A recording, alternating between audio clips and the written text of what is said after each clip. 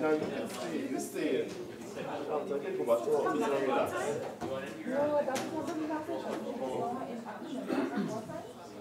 That'll be 6:30. 6:30. The Honorable Vice President.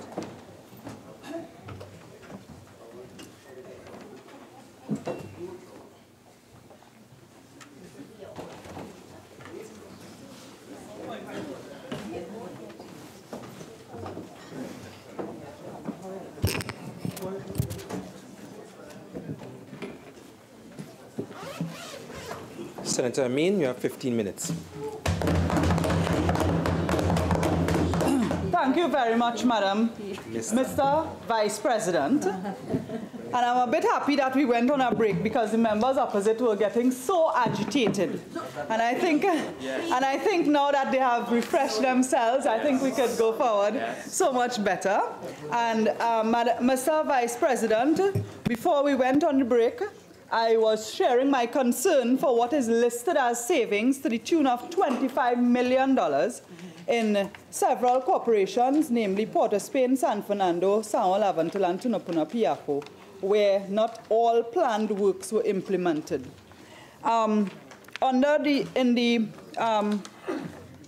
There's a total decrease of $8 million in variations under the Ministry of Rural Development and Local Government. And this $25 million is a reflection, in my view, of a disempowerment of local government.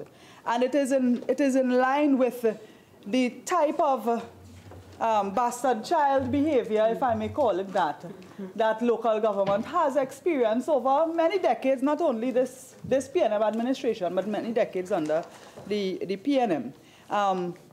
And I'm asking, has support been provided to these regional corporations?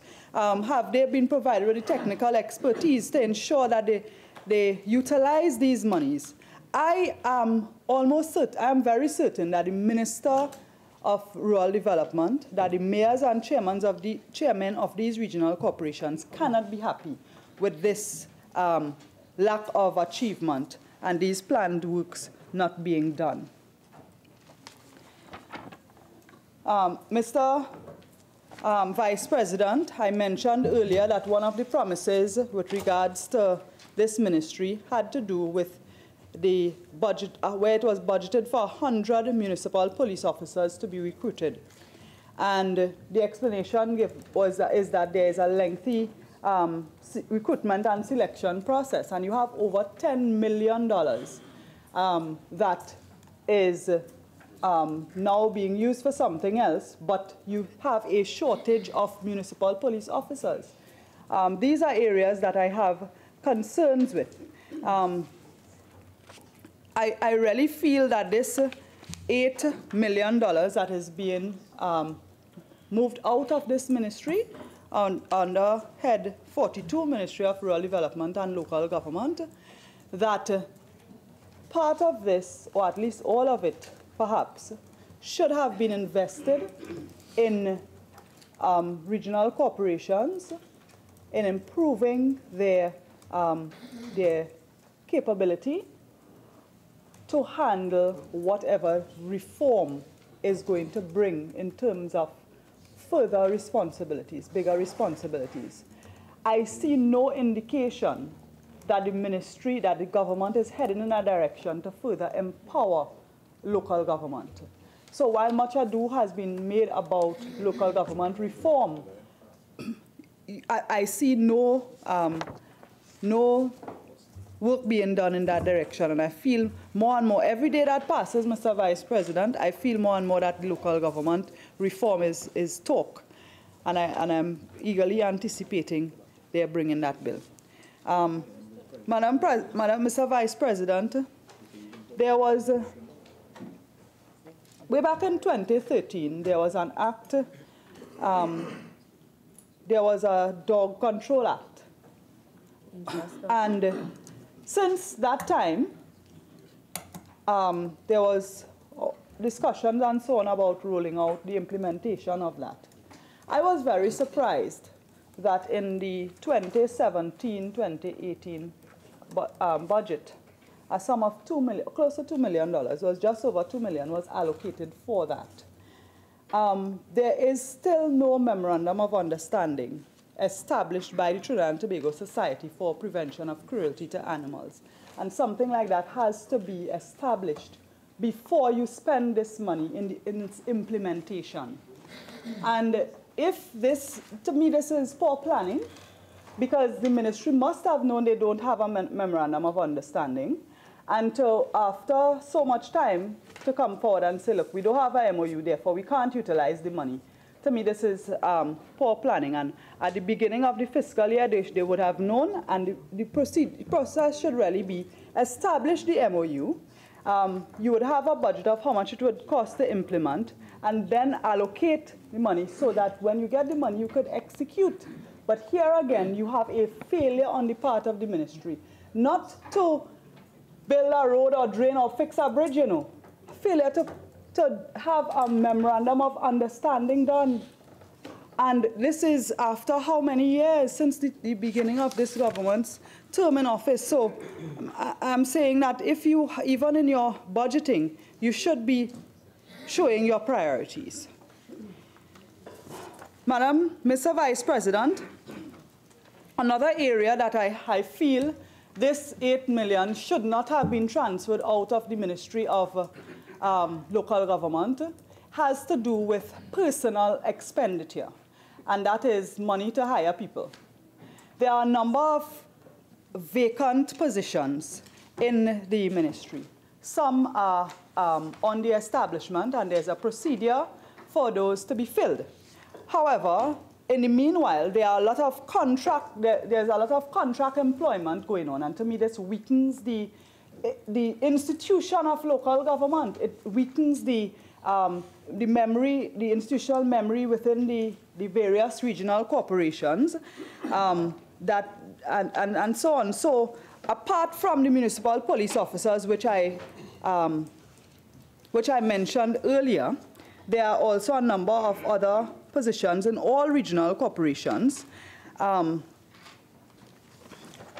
I feel that these monies could have been utilized to strengthen the human resource side of local government and of regional corporations. There's a need to attract qualified people to regional corporations so that they serve even at that level of government that interacts best with the community.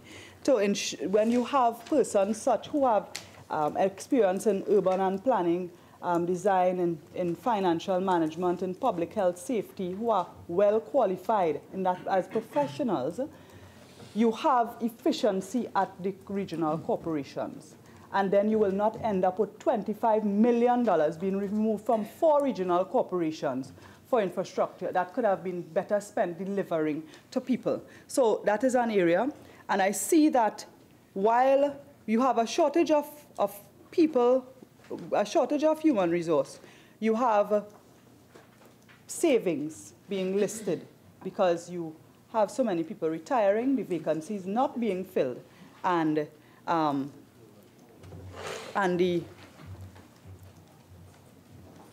the additional money that you would have catered for that is being considered as a savings. Mr. Vice President, through you to the Minister of Local Government, wherever he is. At this time, he's not in the chamber. I want to plead with him that that is a sign of inefficiency. That is a sign that things are not working well within your ministry. And I want to plead with you, Mr. Minister, to pay attention to that. Mr. Vice President, this is another ministry where the recruitment under the university graduate recruitment program was stopped. A total of $1 million was allocated to that, so that $1 million is now considered a saving. I recall that there were times when, under the People's Partnership term in government, when graduate trainees were deployed to various regional corporations. And initially, you know, they were just being sent to make photocopies and do minor errands.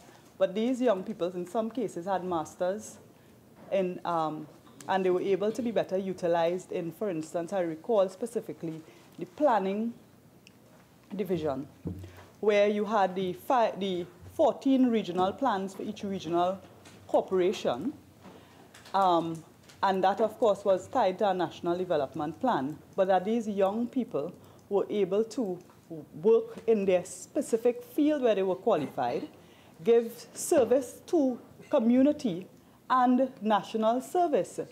So there is a need to continue to engage those people. And what was a particular point of pride was that some of them, even though they went abroad to study, they were able to come back and to contribute to program or projects that would make huge differences in the very community that they came from.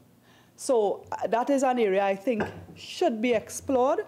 I know the Minister of Thank you. I know the Minister of Rural Development and Local Government often talks about inspiring young people. He speaks of himself and how he first came in as a young person.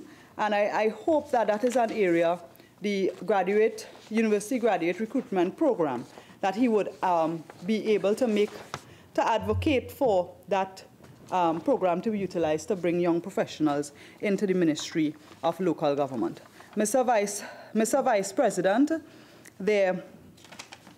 I want to end by saying that in every area in this variation, it is very clear, and I think the government has made no secret that their purpose for doing this variation is really to supplement the Ministry of Finance. It is not that they, I mean, the speaker before me spoke about making things more efficient and having savings and so on. But I want to urge this government that as you speak about savings, it is not enough to just blame the previous administration. You have served out, you have crossed the halfway mark in your term in office. This is an opportunity for you to account for what you have achieved. And if you continue, then your achievement would, at the end of your term, would be to blame the UNC, to blame the partnership, to blame Kamala Prasad-Bissessar. Every one of you, and you speak about legacy as the previous, as the Honorable Minister of Public Utilities indicated. Ask yourself, what will be the legacy of this government? What will be the legacy of each ministry? What have you achieved? And the truth is that there is very little or nothing to show. There is very little infrastructural development. There is very little maintenance of even simple things like water courses. I mean, selling sugar cake and tamarind ball on Caribbean Airlines cannot be an achievement of a ministry. So I want to caution, I want to say, Mr. Vice President, that the thing is, I know that these ministers are very hard-pressed to share achievements because this PNM government has no achievements to show. None. All they have done, their achievements include Petrotrin, sending home thousands of workers. And in fact, I have a list of all the ministries where workers' contracts were ended. That is their legacy. Every time this government comes into office, they hit and they damage major state enterprises. In the last PNM incarnation, it was Caroni 1975. This time, it is Petrotrin, and they have already started on Tiantec. I didn't hear the Minister of Public Utilities make one mention of the 500 workers that were sent home from TSTT. He did not say anything about that, but yet you are accounting for your time in office. So your legacy is to tax the people of Trinidad and Tobago. Your legacy is to send people on the breadline. Your legacy is to shut down and hurt and harm Trinidad and Tobago. That is not a legacy to be proud of, and certainly the citizens of Trinidad and Tobago are watching. I thank you very much, Madam Mr. Vice President.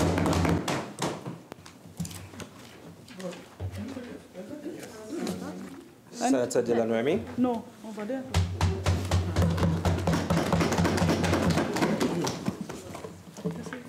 Mr. Vice President, I thank you for allowing me to contribute to this bill, the Finance Variation of Appropriation Financial Year 2018, Bill 2019.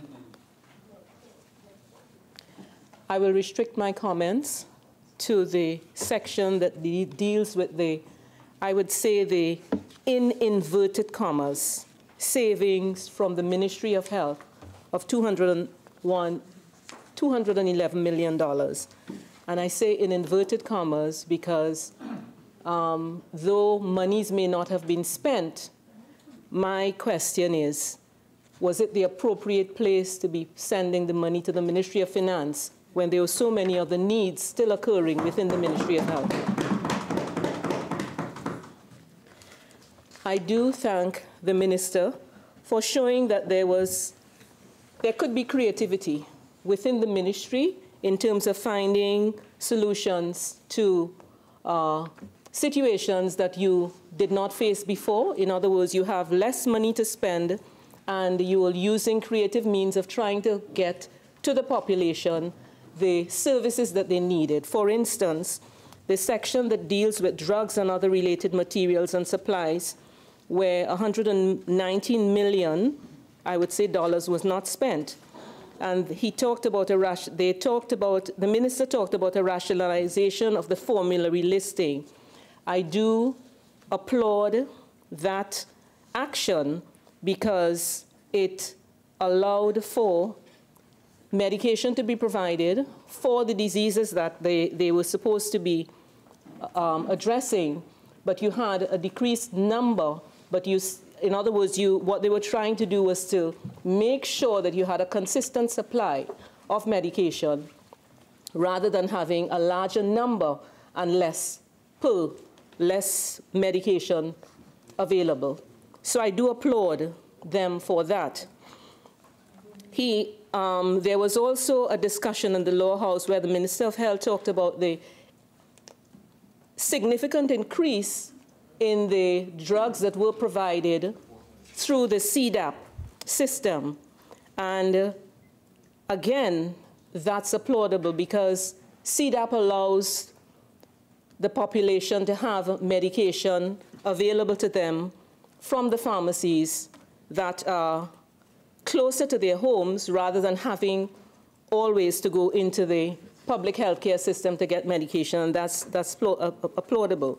So the fact that they were able to creatively increase the amount of medication being supplied through CDAP, again, is applaudable.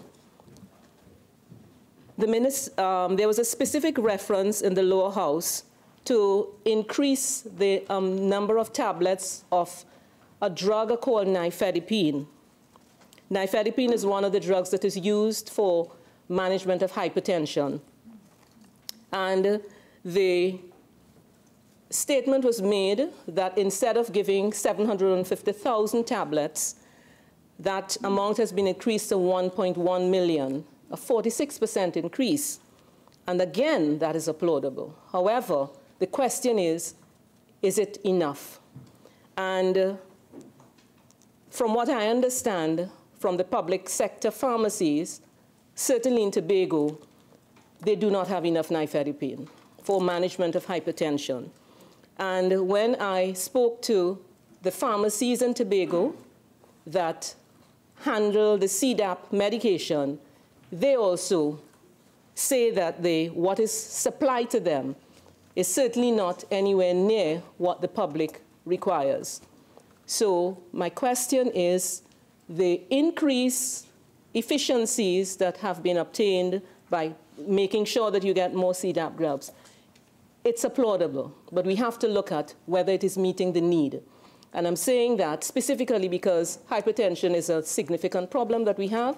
It's a major cause of morbidity, strokes, etc. And therefore, while we are talking about savings, we should be looking at making sure that the population gets what they need. I would also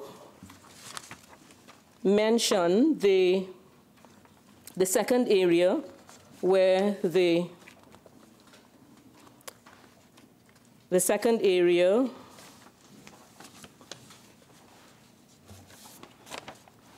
medical treatment of nationals in institutions.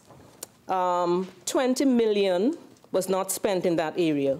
And the explanation is that there were a higher number of patients who were treated within the public healthcare institutions during that year. I would like to point out, specifically as it relates to cardiac care within the public health sector.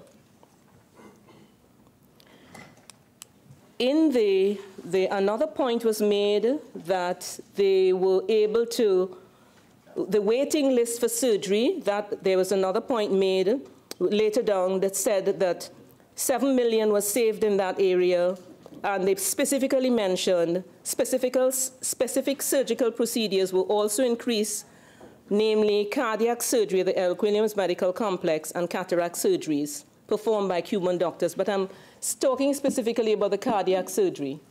Within the health sector, as far as I'm aware, cardiac surgery is provided by a company called Advanced Cardiovascular Institute, ACI, and they were providing 2 open heart surgeries at the Port of Spain General Hospital, and 2 open heart surgeries, I think, per month.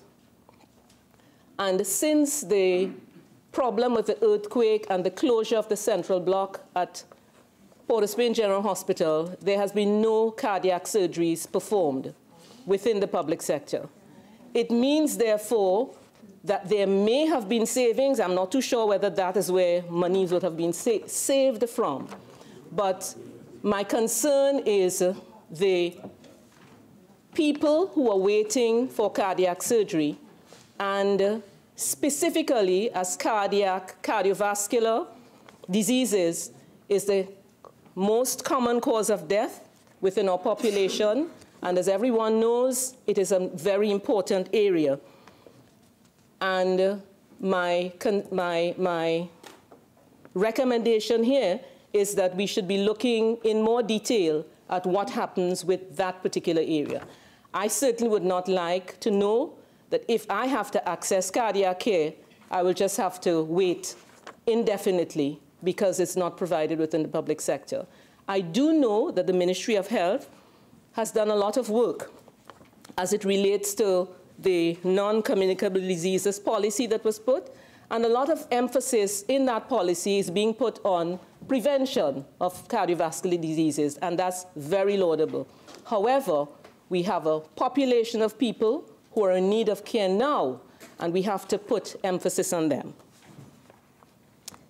Again, in the area of cardiac care, if a person comes within the public sector today, and you have an acute myocardial infarction or a heart attack, and you come to the public sector, the care that you receive is far from standard.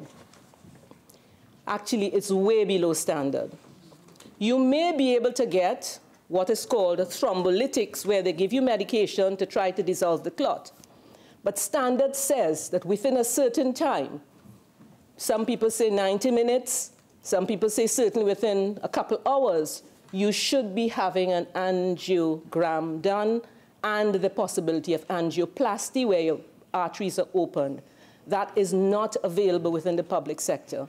So I'm saying, while we are talking about savings from the health sector, we still have a lot of stuff to do. And these specific areas are mentioned because of the morbidity and mortality that are caused by these diseases. My understanding is that there was a proposal for angioplasty, acute angioplasty, that was sent to the Ministry of Health in 2016. I'm not sure where that is.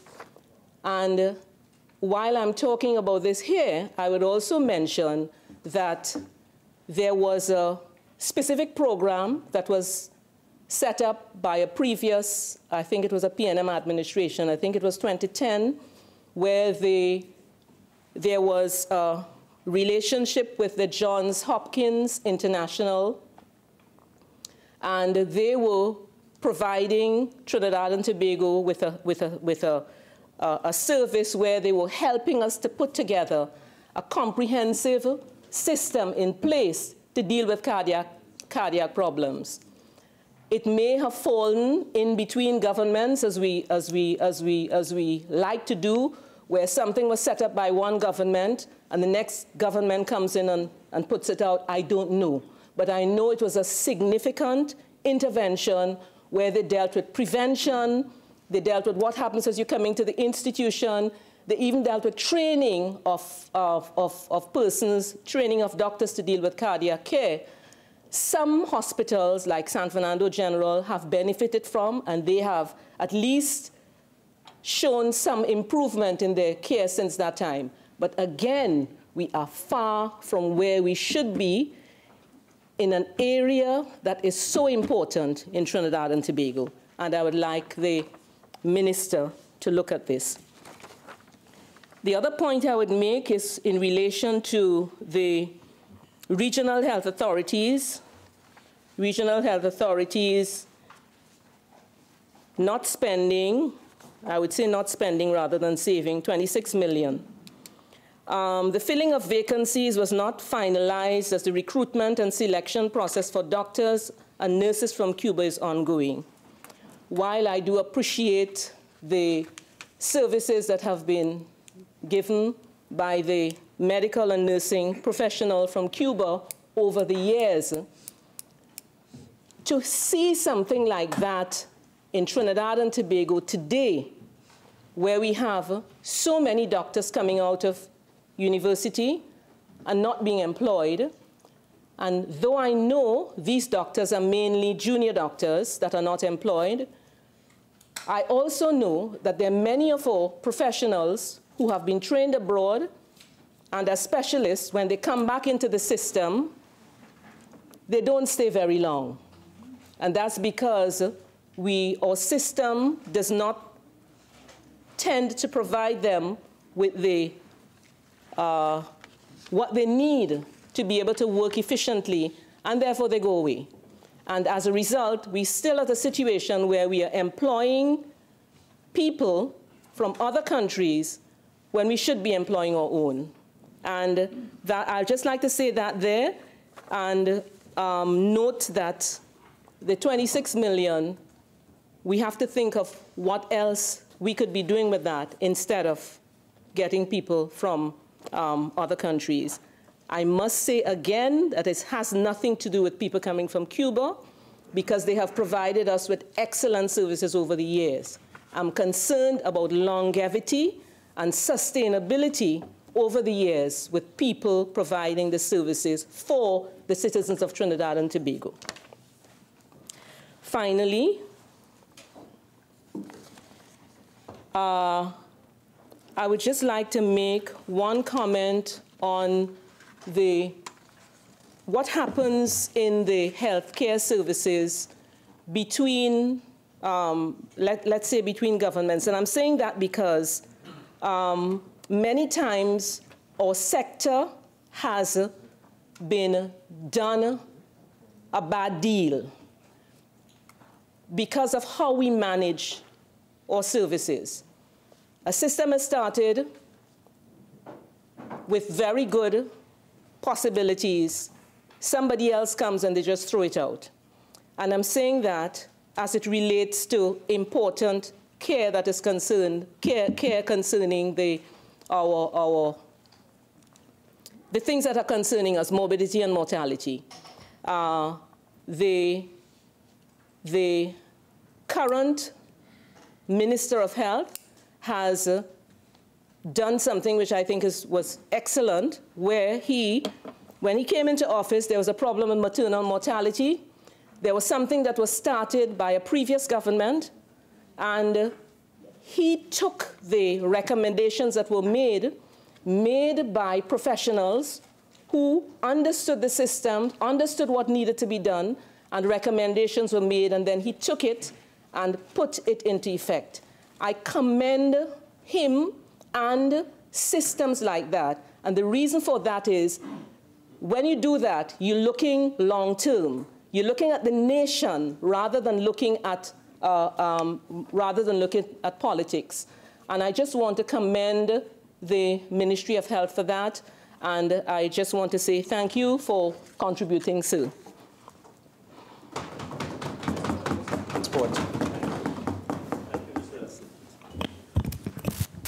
Thank you, Mr. Vice President. As a Vice President, I rise to speak on a matter before us, which is a bill entitled the Finance Variation of Appropriation Bill 2018,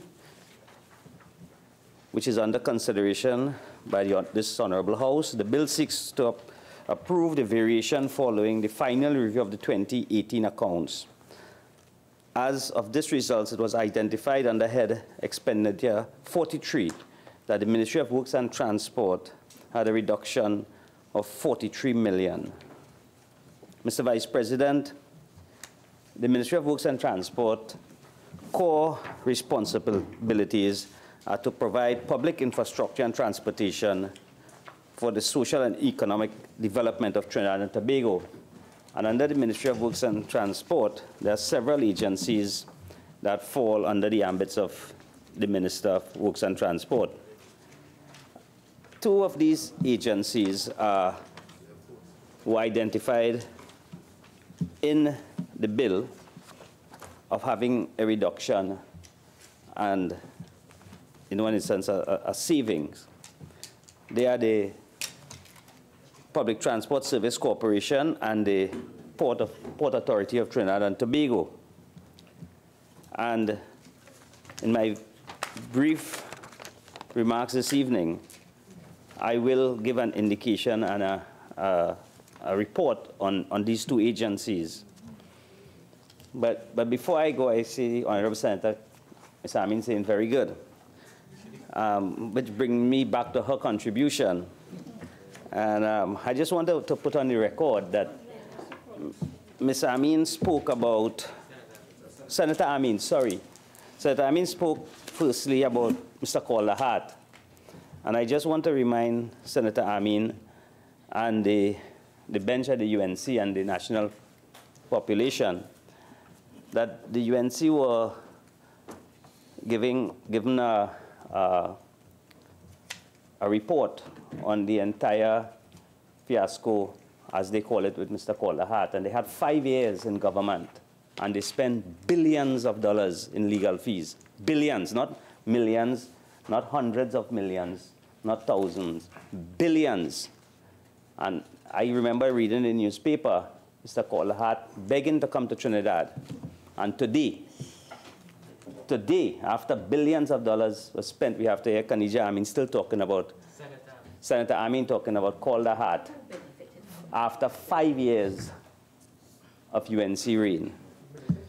Senator Ameen also spoke about savings as incompetent, at the sign of the fact that there was some saving described as incompetent. I just want to, again, draw Senator Ameen attention to the 2013 report, where under Mr. Hawaii, there was also a significant, the Lady House had an act to provide for same bill, to supplementary appropriation for the service of Trinidad and Tobago financial year ending September 30th, 2013, where there also was a significant reduction of a total close to $2 billion, right? And this was under Mr. Hawaii.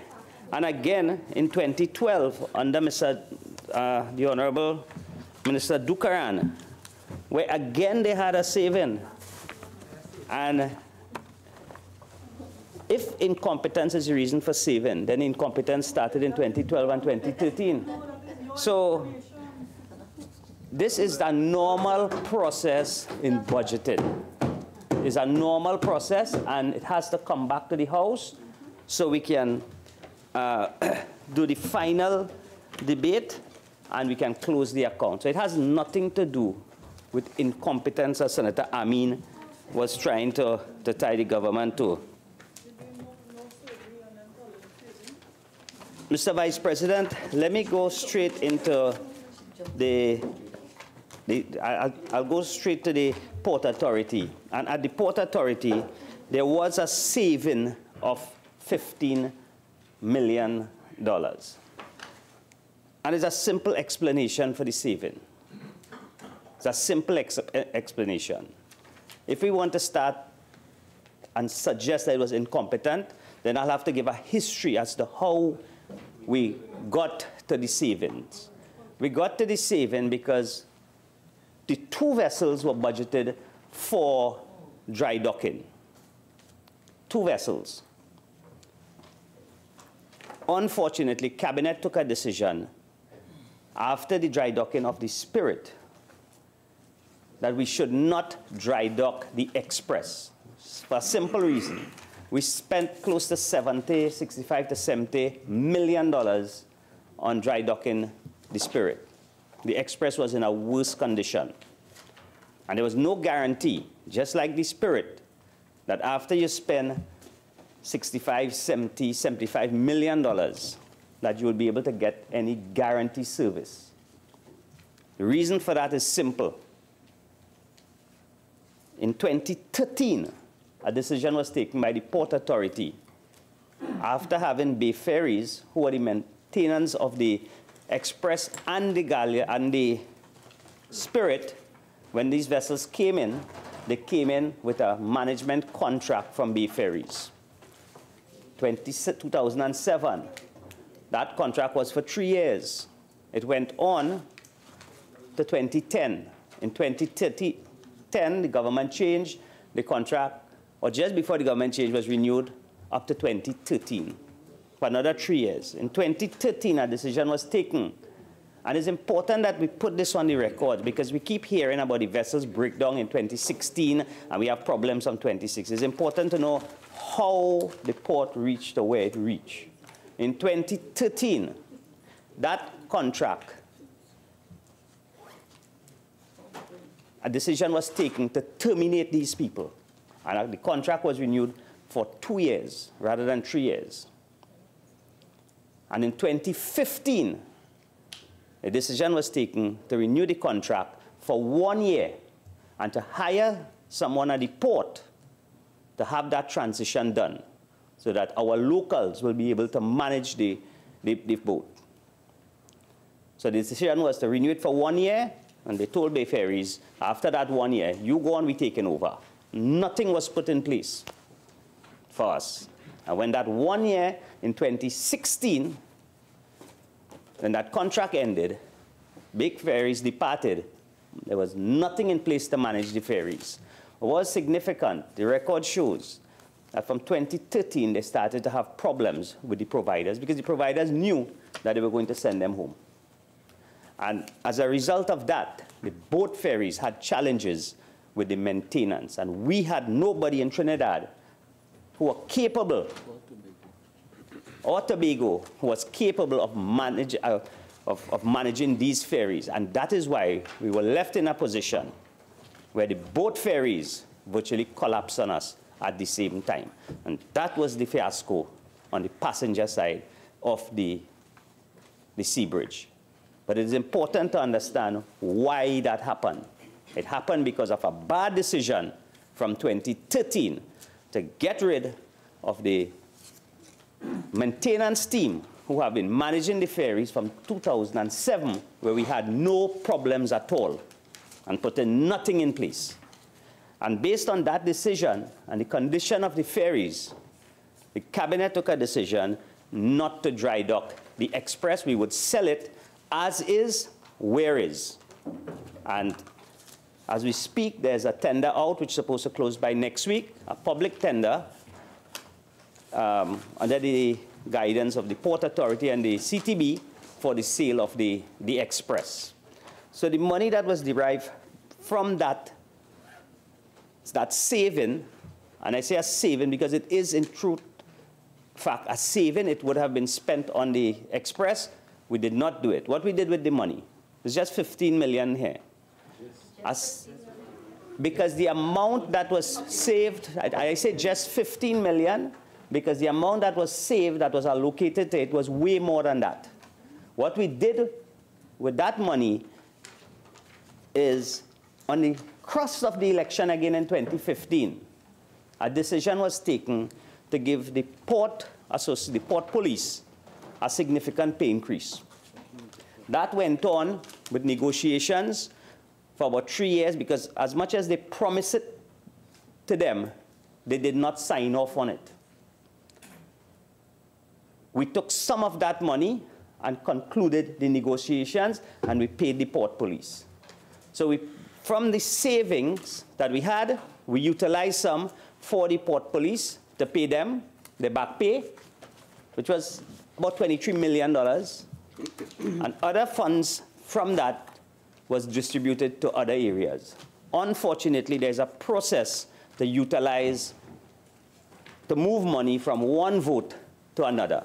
You have to actually write to the Minister of Finance, you have to do several things, and sometimes during that financial year, that time may lapse on you, and you lose some of the money. So it is not that we just save, the money was a saving, we try to utilize it to pay other bills. I can tell you we moved money around in the ministry from these different areas. We had a desilting program where we got an allocation of $1 million for desilting. Now, $1 million might be able to desilt maybe 2 rivers, right? What we did at the ministry is that we move around money in 2018, and we were able, from these savings and so, and we spent close to $35 million on desilting, and we were able to desilt 298 projects in 2018. A phenomenal achievement, because I remember when we had the mid-year review, and I announced that we were going to attempt that. Members on the other side were saying that was impossible. We will not get nowhere close to that. We did 298 projects by just moving the money around. And that was a great achievement. And a significant amount was done in Central and South Trinidad. Mr. Vice President, Mr. Vice President, the way forward with the port, yes, we did not dry dock the express. The plan, the Port Authority went out through NIDCO for the tender for a fast ferry to substitute the express. In 2018, we also brought in the Galleon Passage. And I know my friends on the other side are saying, let me just give you again an update on the Galleon Passage with all the bad mouth that they try to do on the Galleon Passage. The Galleon Passage have done 98 trips. Minister, 1 second. Sure. Members, please allow the minister to make his contribution. As much as there's crosstalk and mumbling going on, it's getting a little bit loud, so much so that I cannot hear the minister when he's making his contribution. Minister, continue. Sure. Thank you, Mr. Vice President. Mr. Vice President, with all the bad mouthing on the Galleon Passage did 94 trips to and from Tobago, 94. 1 trip was aborted and the vessel came back to Trinidad. 1 trip. And that was because of rough seas, which is normal at this time of the year. Because when the Spirit and the Express was in service, for that period, several times we had to take them out. This is a normal thing, and it's something called the spring tide. It's at this time of the year when the seas are normally rough and catamarans cannot operate at waves at over 3.5 meters. On that day, the captain recognized that the waves were high and turned back and came back to Port of Spain. So of 94 trips, 1 trip, the Galleon Passage didn't complete. And the Galleon Passage to date have took across the Tobago backward and forward 24,551 passengers and close to 5,000 cars successfully.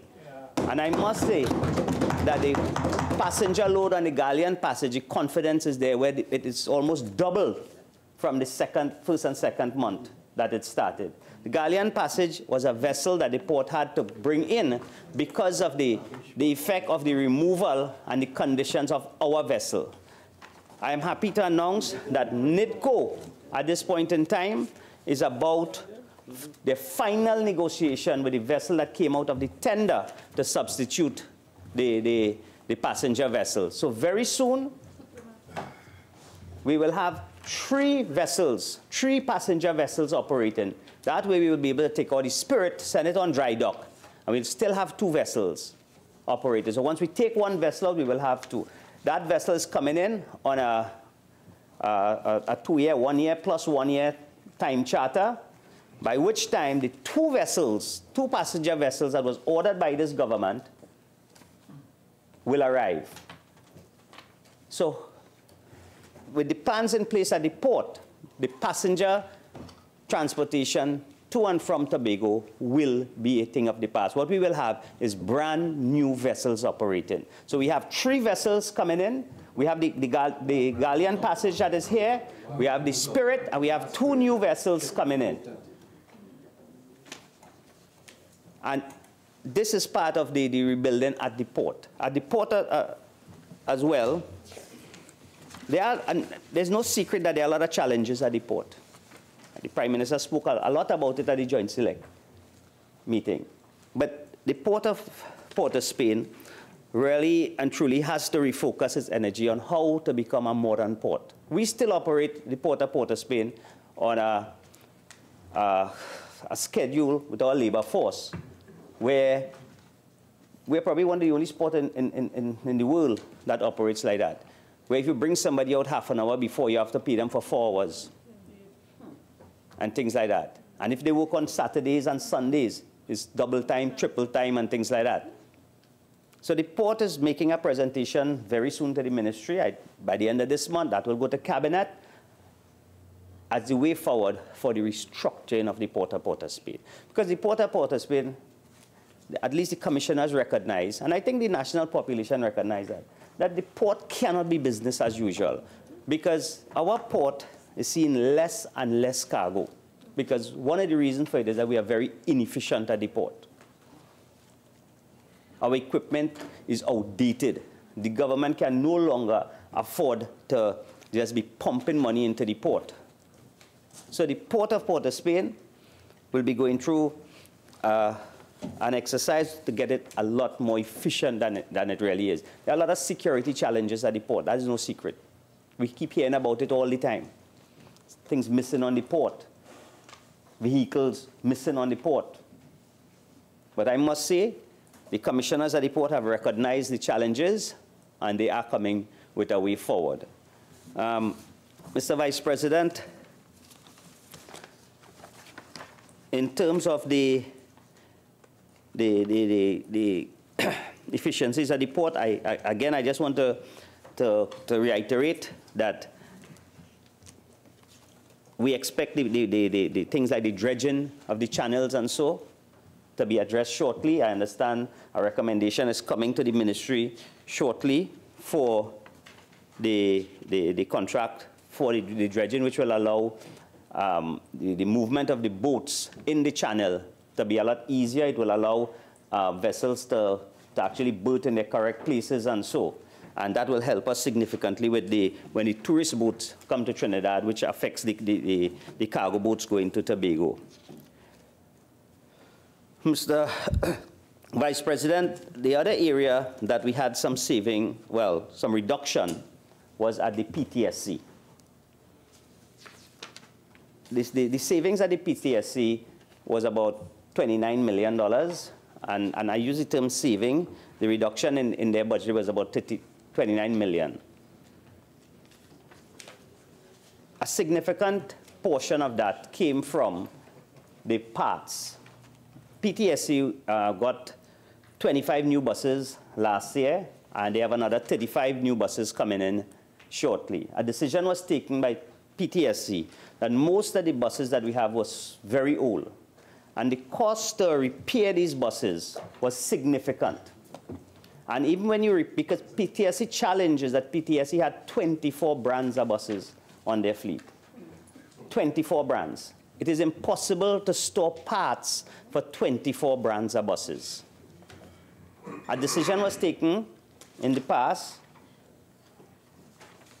to rationalize the fleet and bring it down to about 4 brands.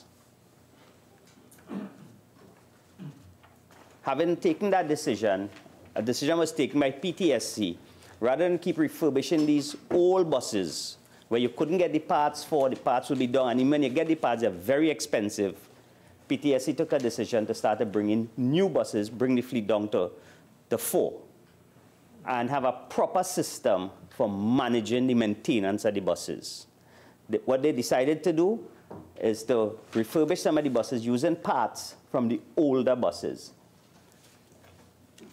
And that has worked quite well. PTSC informed me that their fleet is up to 260 buses right now, just by getting new parts and using some of the parts from the older buses. Cabinet took a decision to bring in 300 buses. There's a simple reason for that. PTSC, the average fleet, the average bus in PTSC fleet is about 15, 20 years. The average lifespan for a bus should be about 8 years. If every year you bring in 25 buses, but you take out 40 buses out of circulation, there's no way you could get that fleet up to where you want it to reach. The PTSC fleet, if it has to do all the routes, has to be up to a minimum 500 buses. So you need 500 buses to do your route. You have 260 buses. It's impossible to service the required routes. And if you bring on 25 buses every year, 25 buses, and you're taking 40 off, you eventually end up with no buses. So government took a decision to put 300 buses into the fleet. We are negotiating now with PTSC as to how they will acquire those buses through a government arrangement with the Chinese government. That process has started. But more than that, if you just bring 25 buses and throw it into the old system, very soon you will be back to square one. Because we don't have in Trinidad, we don't have a good reputation for maintenance and training. We hire a lot of people and say, okay, come and train. Same thing with Bay Ferries. Bay Ferries came in 2007 with a contract to manage and train. Bay Ferries left in 2016. Nobody was trained. Nobody was trained, but we pay them to train people. So what we are negotiating with these buses and with PTSC is to have a proper maintenance contract. If I'm buying 300 buses from you, I want more than 300 buses. I want a system where I can have a guarantee. You can have mechanics here training my people and everything, at least for a 5-year period. So we're working with the supplier, whoever that supplier will be. We will have to have a proper maintenance plan and a proper scheduling and everything for these buses. We also want to work with the UTT on a proper training process for a diesel mechanic and the mechanics for the different types of buses. Because you cannot be talking about a public transportation system, bringing in new buses and think that will solve the problem. We're also looking at a proper IT system for PTSC, where we can manage the fleet and manage the timing. People will go to PTSC and wait for 3 and 4 hours, and the bus just wouldn't turn up. And you know, the bus just was not going to turn up because the bus break down in San Fernando, and nobody will tell the people that the bus not coming. We want to have a system where you can, with technology now, you can know exactly where the bus is, at what time, where the bus coming, even at the bus stops. So what we are doing with PTSC in their plan is to improve from the bus stops, the sheds, and everything. Technology must be able to tell you at any point in time what time the bus coming, where the bus is at right now, and everything about the bus service in Trinidad and Tobago. So even if a tourist come to Trinidad and they want to know where the bus is passing, what time the bus passing, once they have access to a phone or the internet, they can be able to identify that. Because public transportation has a lot to do with tourism.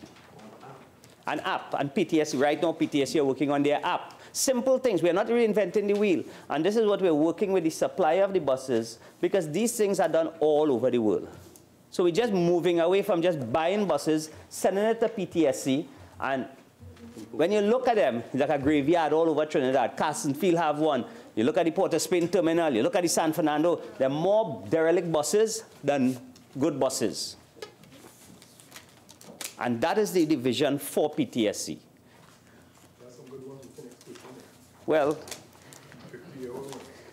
So, Mr. Vice President, the two areas that we have to account for, again, is the PTSC and the Port Authority, both of which is not business as usual. Both the commissioners at the port understand fully what they have to do, and I must compliment them for using this, the saving that they would have gotten from the docking of the Express to pay some of the old debts that they would have had, including the port security back pay, which really was a rope around the neck of the port, because security at the port is very, very important. And we were able to utilize the money. We were able to transfer some of the money to other areas in the ministry. And at PTSC, who I know the board at PTSC is working vigorously to ensure that the public transportation system in Trinidad is the #1 choice. What we are looking at is improving from the bus station all the way from the bus stops, both on the eastern part of the country, the priority bus route, and the southern side of the country. We are looking at, PTSC is working with the Director of Highways to look at things like park and ride and all these things. Because if we have to work on the traffic, the answer can't be to build more roads. You can't build your way out of traffic jam.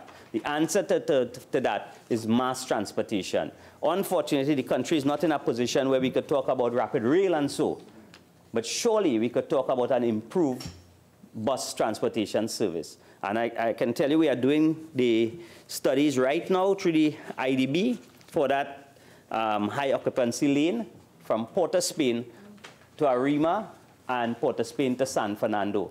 And I can tell you that it is looking very, very possible at a cost that will be significantly less than anything like a rapid rail, where you can have high occupancy vehicles operating on one lane from Port of Spain to San Fernando and Port of Spain to Arima, meaning buses and maxi taxis, and I can tell you that the study is looking very, very possible, because we do have the space on the highway all the way to San Fernando. So very soon, that will be one of the projects that we'll be looking at the ministry. Mr. Vice President, I wouldn't want to delay this debate, but I think I would have accounted for the two areas in the Ministry of Works and Transport, and I thank you for the opportunity. Senator Ramdeen or Senator Obika? Thank you very much, Mr. Vice President. And as I rise to join this debate, I want to remind us of the documents that are in front of us regarding the variations. And I want to start where the Honorable Minister in the Ministry of Finance left us regarding a variation of $517 million for the Ministry of Finance. Now, the issue that I have here today, and I will give a synopsis of what my presentation will look like, is we have a situation where the minister has come to this House and has not explained what that means. So I will seek to explain what that means in technical language, with some backing from the European Central Bank, with some backing from the Central Bank of Trinidad and Tobago's annual report, also with some backing from the Central Bank's economic bulletin, so that the people of Trinidad and Tobago will understand exactly what this $517 million means. Senator Mark, in leading off this bench's response, would have outlined some issues regarding the interest payments and why it was allowed to be so high. And where Senator Mark didn't get an opportunity to finish, I wanted to make this point. The issue that we have is to pay over $900 million in interest charges. The question really arises, what was the size, the actual size of the overdraft? Correct. And if one were to engage in simple maths, because clearly the government has not given us the opportunity to interrogate figures, one would determine we're at 4.75%, which is the repo rate of the central bank, an interest payment of over 900 million, you're facing possibly an overdraft size that borders $15 to $20 million. Billion. Unless, of course, $billion. Unless, of course, there are other expenses in there. But again, we are left to speculate because the Minister and the Minister of Finance gave no meat on the bones of this bill. All right? So that's the problem that we face in Trinidad and Tobago. We don't know. We can only speculate that the government has broken the law, that the government has engaged in an unlawful act by running the overdraft beyond its legal limit, notwithstanding coming to this House to get an increase to 20% of estimated revenue. So we don't know. The people of Trinidad and Tobago, the travesty, Mr. Vice President, is at the end of this debate, unless the Honorable Minister and the Minister of Finance were to correct the record and fill this gap of information, the people of Trinidad and Tobago will not know what was the size of the overdraft during the fiscal year gone. They will not know if the government has breached any laws, and they will not know, really and truly, what corrective measures will be taken in this current fiscal year. So that's the travesty of this entire process. And the problem is the people of Trinidad and Tobago are the ones that have to pay. So, Mr. Vice President, I want to rely on some information that is in the public domain that was subject to a presentation made by the Minister of Finance regarding the benefits that accrue from an overdraft of such a size. Now, one would have expected that having cried from pillar to post about the size of the overdraft during 2010 to 2015, that this government would have humbly subjected themselves to public scrutiny and would have probably even apologized for such a large overdraft. But the Minister of Finance is on record as saying that this has some benefit, even, and I'm paraphrasing here, indicating that there's a commercial benefit to the people of Trinidad and Tobago because, as we should know, when central bank conducts their affairs at the end of the fiscal year, their financial year, which ends on September 30th, their surpluses would return to the consolidated fund. So the Minister of Finance was basically trying to insinuate that it is good financial management for a central bank of Trinidad and Tobago and for a government of Trinidad and Tobago to be engaged in such a significant overdraft because the profits of central bank return to the state. Now, if that is not hypocrisy and doublespeak, nothing is, Madam President. So let me return to before I continue on the Minister of Finance, the Minister and the Minister of Finance submission, the document before us directs us to Trinidad and Tobago Gazette, volume, number 77, volume 57, dated 12th June 2018, and also another volume, 56, dated 11th October 2017. Now, when one turns to this, and I'm basically explaining what this means, Madam President, for the listening public, and also for my colleagues here who may not have had the opportunity to look at that particular issue of the Trinidad and Tobago Gazette. It basically shows the allocations or the movements of departments of government under different cabinet members. So ministers may have had agencies moved from or to their line ministry by virtue and is recorded. Those movements are recorded in those two issues of the Trinidad and Tobago Gazette. So now having dealt with that, I want to return to the Minister and the Minister of Finance and the submission. Now, the Minister and the Minister of Finance indicated, well, Madam President, that the deficit was in actual fact $5.351 billion. Now, I couldn't disagree with the Minister any more than this figure. You know, I want to turn to the central bank's document, the economic bulletin that they issue, and the issue is of June 2018, Madam President. And when one turns to that document, there's a table that is headed Public Sector Debt Outstanding.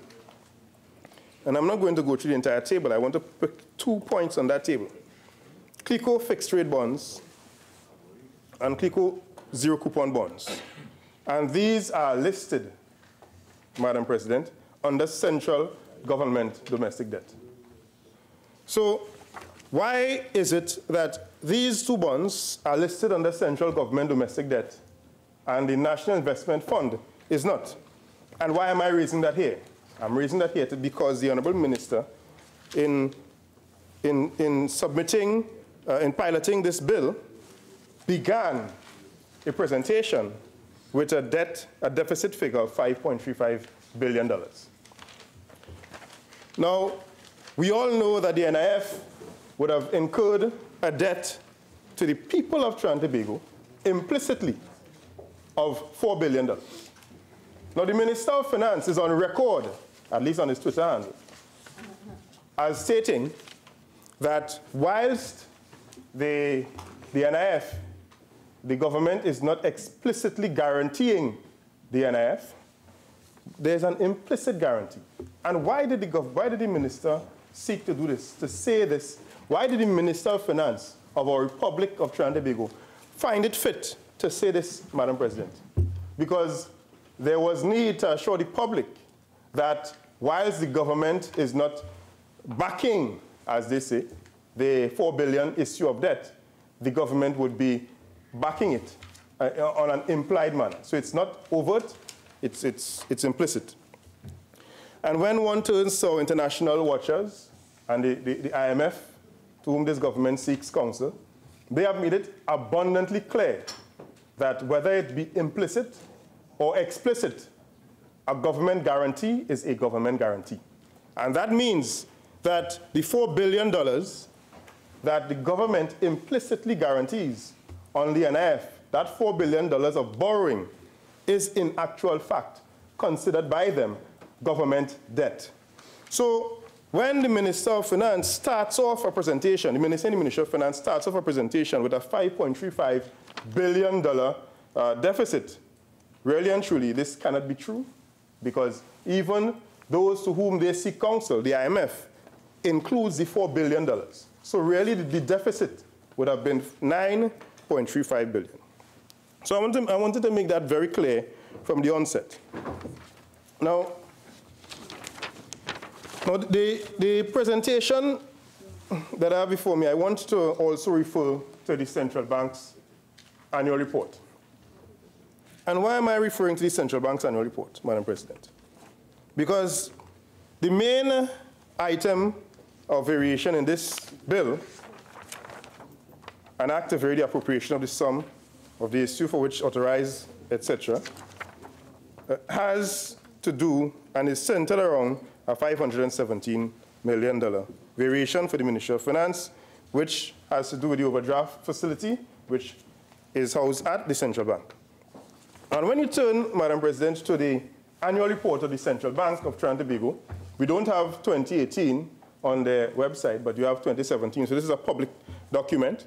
And I would encourage all persons serious about our economy to visit and peruse the financial statements therein.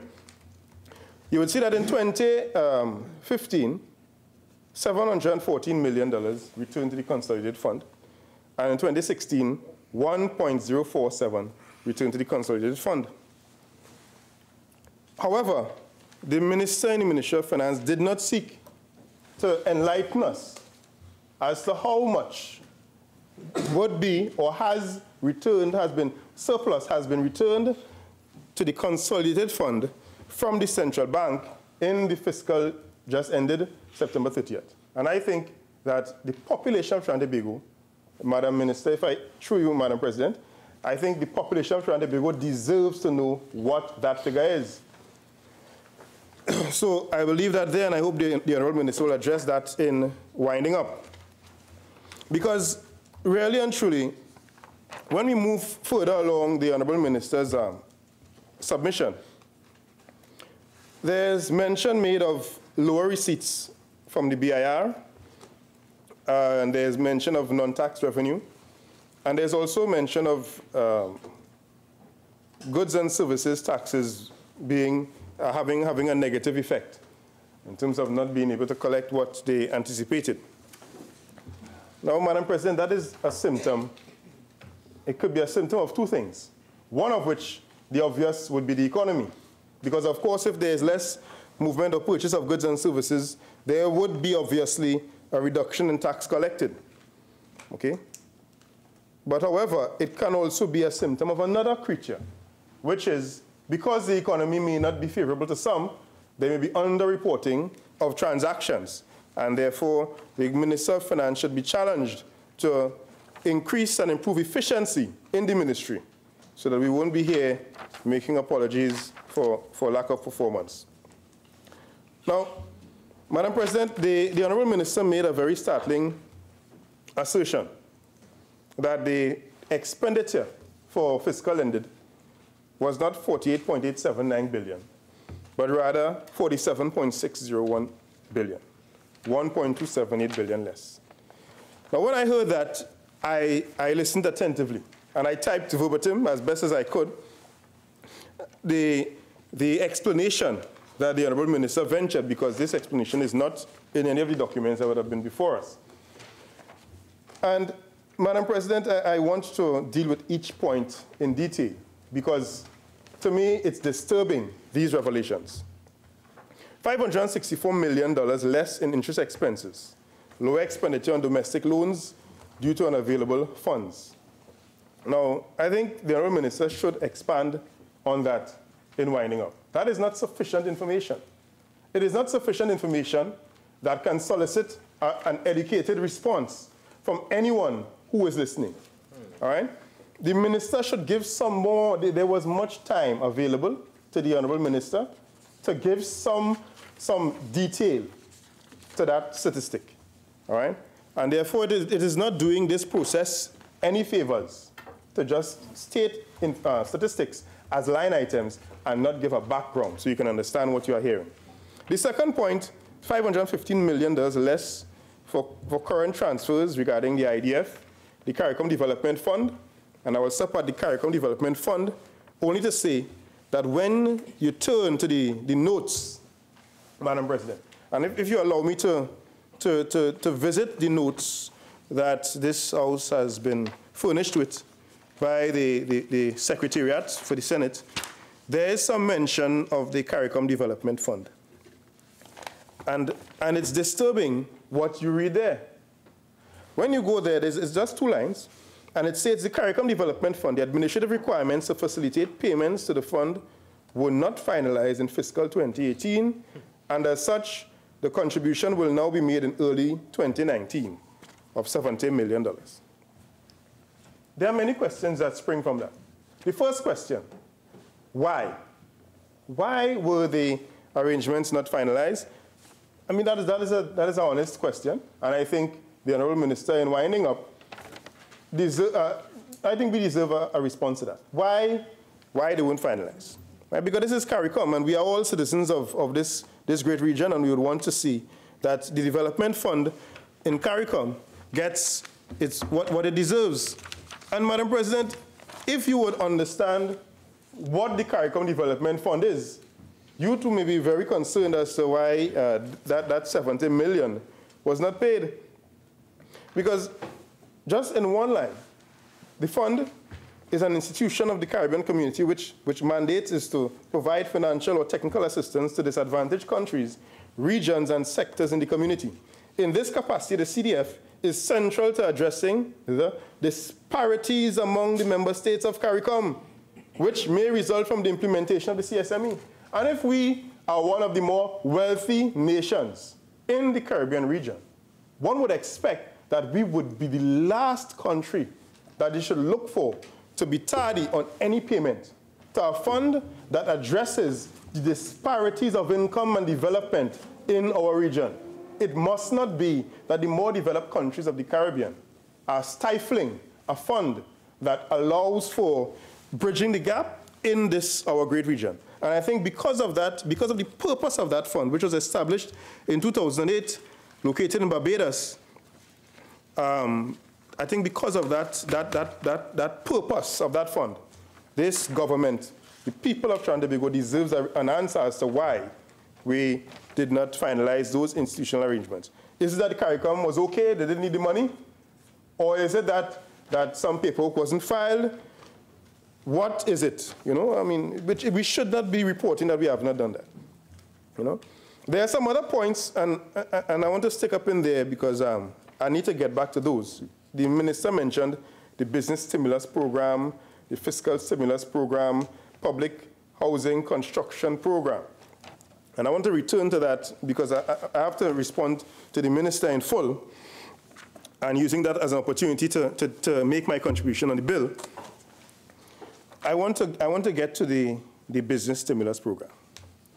And Madam President, would you know that $70 million was available on the business stimulus program? And in this economy, where the TTMA has been screaming at the government to get the wheels in motion, where the Chamber of Commerce, not to mention the Chamber in Tobago, have been explaining and expressing their challenges, this government has found it fit to withhold $70 million. $70 million in a business stimulus program. And Madam President, if you turn to the government, the Ministry of Finance, to understand what this program is about, right?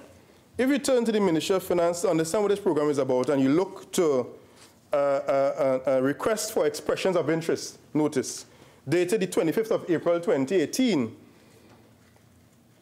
titled, the project is the Business Development Incentive Program for Small to Medium-Sized Businesses. And I would depend on the Honourable Minister to correct me if I'm referring to the wrong program. Madam President, through you can ask the Honourable Minister if this is the correct program that I'm referring to for the interest of the people of Trinidad and Tobago. I can give way. I can give way because I want to respond. She doesn't know. Okay. I will then make the point, and then I guess in the wind-up, the Honourable Minister will correct the record or agree with me that I'm referring to the right program. So, Madam President, I want to just say two things on this program. All right?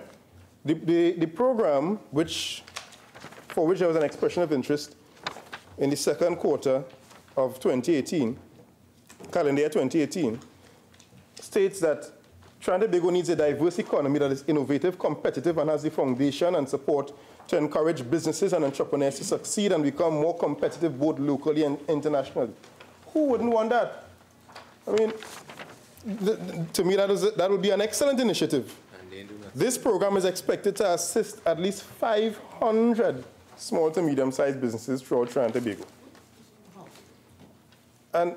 And there will be a panel of experts, self-made businessmen, and so on. And so this is here. I hope I'm referring to the right program. Now, but the point is, whether that be the correct program or not, if there is some 70 million available for this program, and there's a program for farmers, the fiscal incentive for farmers. Good. And Madam President, before coming here, I had the pleasure, or is it the privilege, to speak to the president of the Agricultural Society of Trinidad and Tobago. Senator Obika, I have to ask you now, where exactly, can you tie in what you are now talking about to the bill, please? Thank you very much, Madam President. So,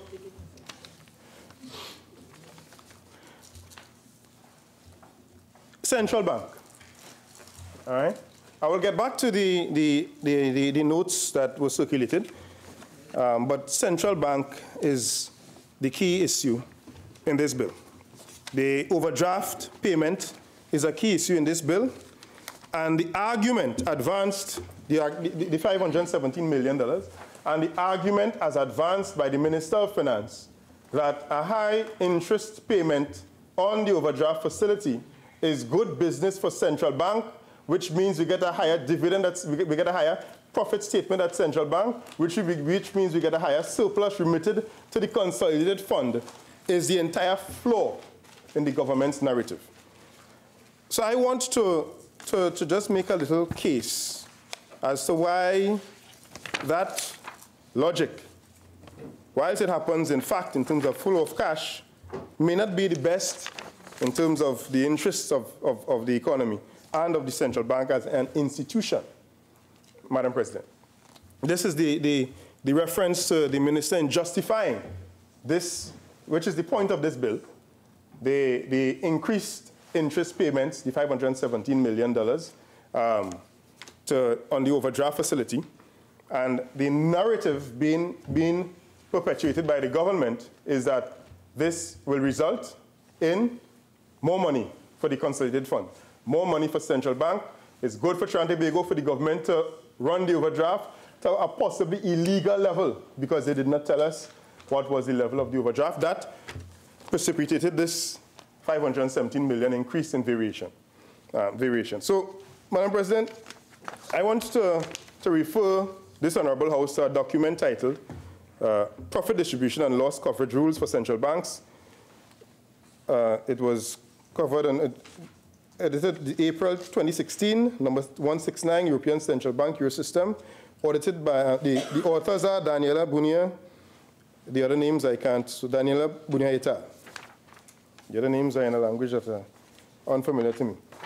And there are just 2 points I want to lift from this document, Madam President.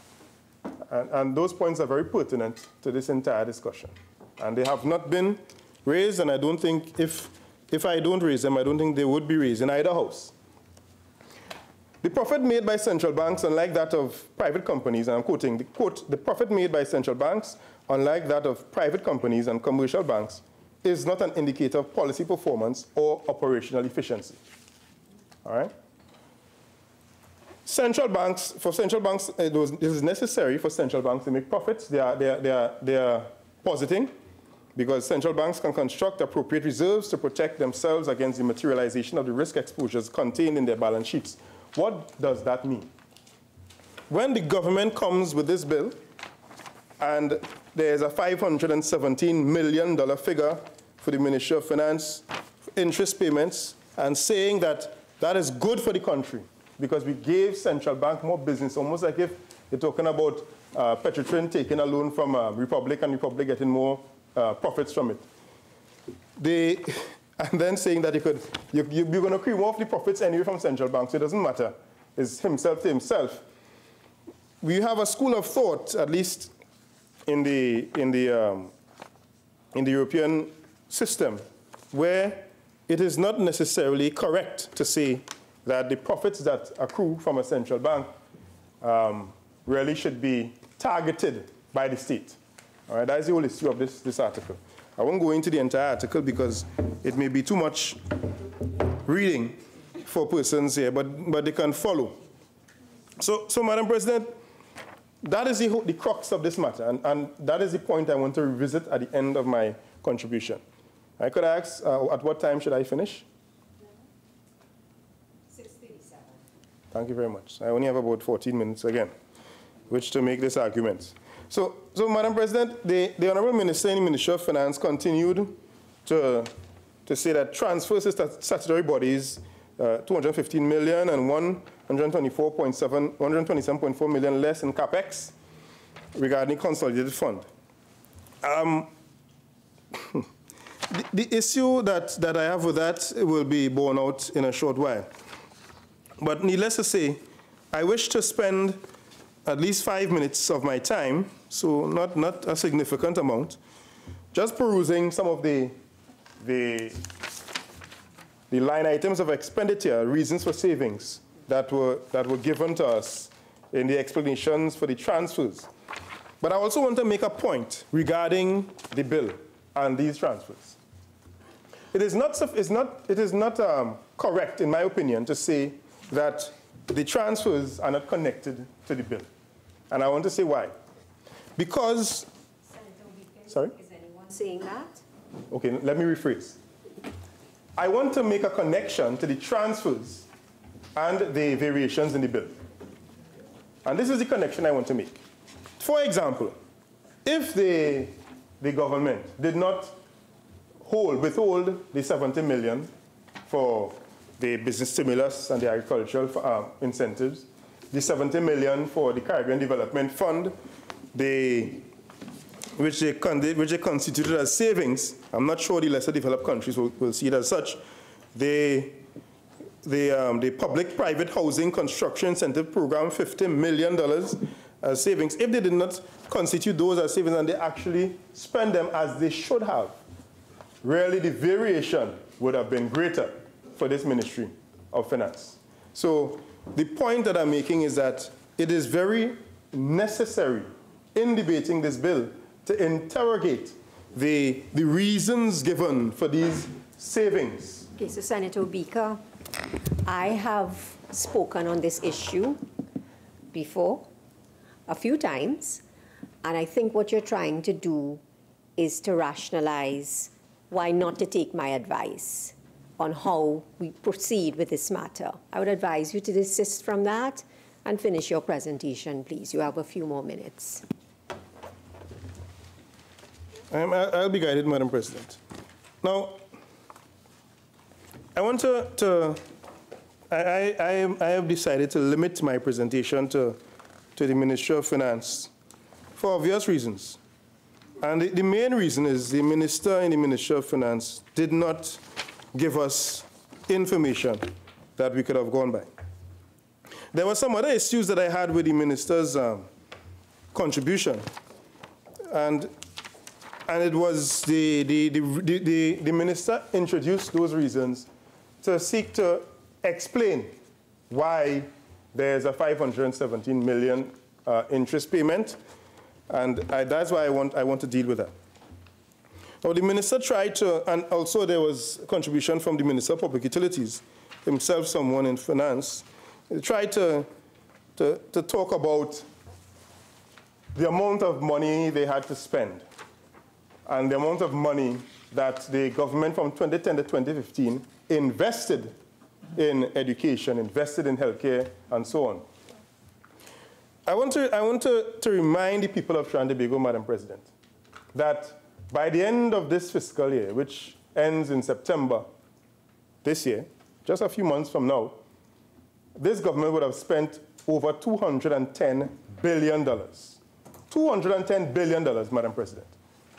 And it strikes everyone, I'm sure, except those in the government, as strange that this government, after spending and planning, after approving funds and spending in excess of, by now, 180 billion, they are coming to complain about spending in the past and saying that it's because of that spending in the past that they had to borrow so much more from the central bank and supermax the overdraft to the extent of having to come and ask this parliament for a variation of $517 million.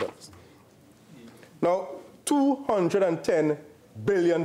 That is the figure that the people of Trinidad and Tobago need to keep in front of them, because this government really and truly would have spent enough money to make things better, but they have made it worse. There's another statistic I want to also raise, because the minister mentioned a lot about taxes and taxation, and that shortfall that would have precipitated again, reverting to the central bank to borrow. And the Honourable Minister, the Minister of Finance, the substantive minister, would have also made some points of that which are in the public domain. And I want to correct the record using documents from the Ministry of Finance, Madam President. Would you believe it? And if you turn to this document is the Review of the Economy 2018 turnaround. You turn to page 99, Appendix 20, in a table titled Central Government Fiscal Operations. One would see on the column, the row that is titled Current Revenue, of which Energy Sector Revenue. You would see that in the fiscal year 2016, their first year of office, the revenue from energy sector was $8.3 billion. which lays waste the statistic that was peddled by the government of $1 billion. So now the people of Trinidad and Tobago can see the fact is clear, 8.3 billion. What the government will try to tell the persons is that the public is that it went from 17 billion to 1 billion, and they refer to tax revenue. All right? What they wouldn't tell you that what the government obtains from the energy sector is in actual fact the figures that are cited here in the Ministry of Finance's document. And one would find it strange that the government will rely on a line item that is a contributory statistic. So it's a detail. It is not the whole picture. The whole picture from the energy sector is what is more relevant to the monies that are coming to the government from the citizenry. Because the government would have tried to tell you that it went from 17 billion down to 1 billion from 2015 to 2016, but it really went from 19.8 to 8.3. So it didn't decline by 16 billion in absolute figures. It didn't decline by 80%, as they would tell you, or 90%. It didn't decline by that. What happened is it declined from 19.8 to 8.3. All right? So, and it has steadily rose from then. So you have 2017 fiscal, $9.1 billion, and 2018 fiscal, $12 billion. So the government needs to be a little more forthright with the population, because this information is contained in documents that are published and printed by the very government that they are part of. Now, Madam President, I will take the last 5 minutes of my time, I think I have 6 minutes left, to revisit some arguments and to remind the government as to the people that they must serve. There's a project that is contained in these documents, Madam President, that is very important to the people of Trinidad and Tobago and service delivery. And I think the government would have done well if they had considered the public-private housing construction incentive program, which they said funding was not required during fiscal 2018 as the policy guidelines for the program were not fully developed to allow for implementation. And that is the crux of many of the issues that are contained in this document. So is it that the government is saying that they simply decided not to finish a proposal, get requests for proposals in, complete a framework? Is it that they decided not to, or through incompetence, they did not get it done? Senator Obika, you have 5 more minutes. Thank you very much, Madam President. So that's the question one has to ask. And then also, there's in the Ministry of Finance, there's some savings they mentioned in food card, 18,000 names removed from the food card. Senator Obika, please. Okay. I'm guided, Madam President. So I want to leave this debate on this note. Notwithstanding the thanks given from the Minister of Labour, under whose watch graduate unemployment has increased significantly. Madam President, the Minister is inviting me to shut up. Should I comply? I'm not sure if that is part of the procedure. I'm not sure if she's allowed to invite me to do so. Now, Madam President, I want to close by reiterating a point that I made at the beginning of my presentation.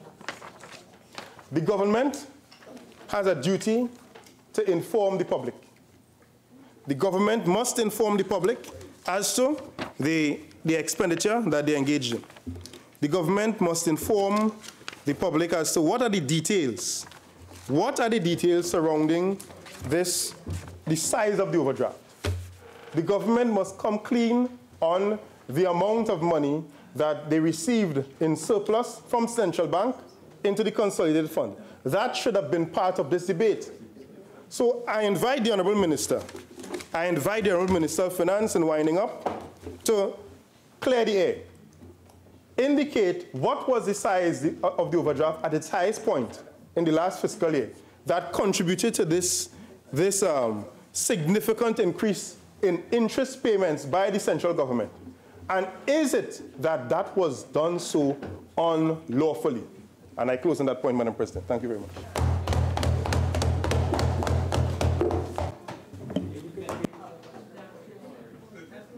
Is anyone going to? Oh, no, he's going. Minister of Energy and Energy Industries. Thank you very much, Madam President. Madam President, for the first half of Senator Obika's presentation, I was planning to, on conclusion, to congratulate him and to indicate it might be the first presentation that he was going to make without the chair having to interrupt him on several occasions. I genuinely was going to say that. But then, as per usual, you got convoluted and you started to stray, of course, and that is your karma and your character, and you became extremely confusing. But having said that, the large overdraft, there's overdraft and overdraft. The UNC, Senator Mark talked about, he said we were running on fumes. The former governor of the central bank said we have 3 days of money. That's right. They racked up 97% of the overdraft limit.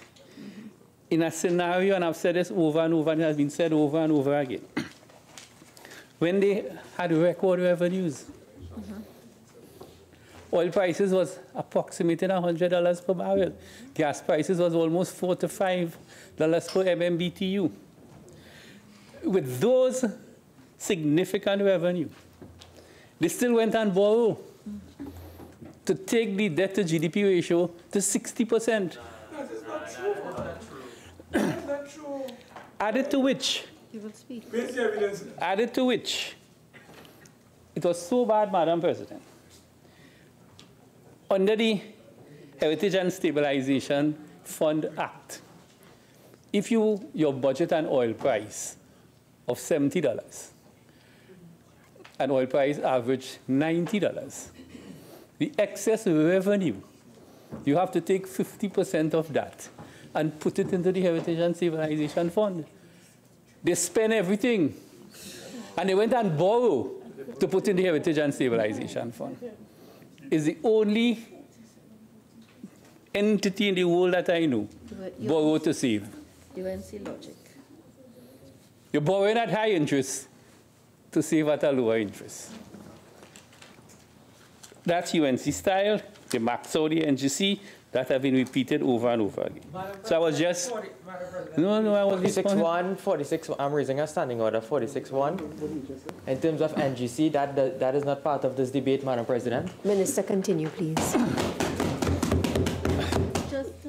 And I just want to correct Senator Obika again on the Prime Minister said, and I have the graph here,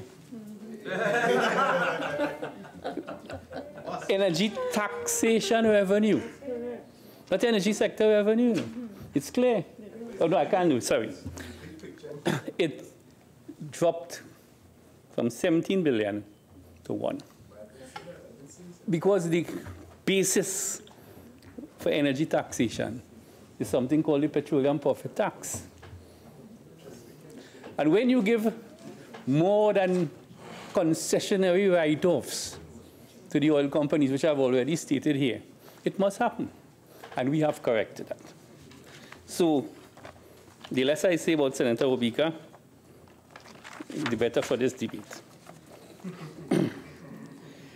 Let me deal with the variation of appropriation to the Ministry of Energy, and to respond to Senator Mark's wild assertion that we're doing something wrong and something illegal on the subsidy. Petroleum products are priced in 2 ways. There's a market-related price, which is a posted price, your reference blend, and it's commercial, it's free market. That operates in Barbados, it operates in Jamaica.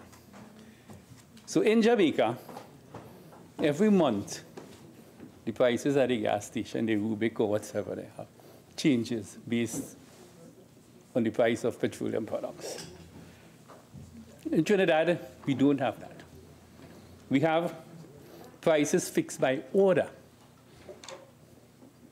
The price of petroleum products order, which is part of the regulations under the Petroleum Act. And the price is fixed by the minister under the Act. So we are not floating. The Minister of Finance, the last budget, say we are considering that, but there are pros and cons to that based on a society like ours. The petroleum subsidy has a unique evolution in Trinidad and Tobago. Prior to 1974, for those of you born before that, I was in high school, there were forms. There were 3 service stations in Trinidad: Shell, Texaco, and Esso. Put a tiger in your tank, the big bright Texaco star, and I can't remember what Shell was. They had a floating price system because gasoline was cheap. That was the days of the gas guzzlers in North America.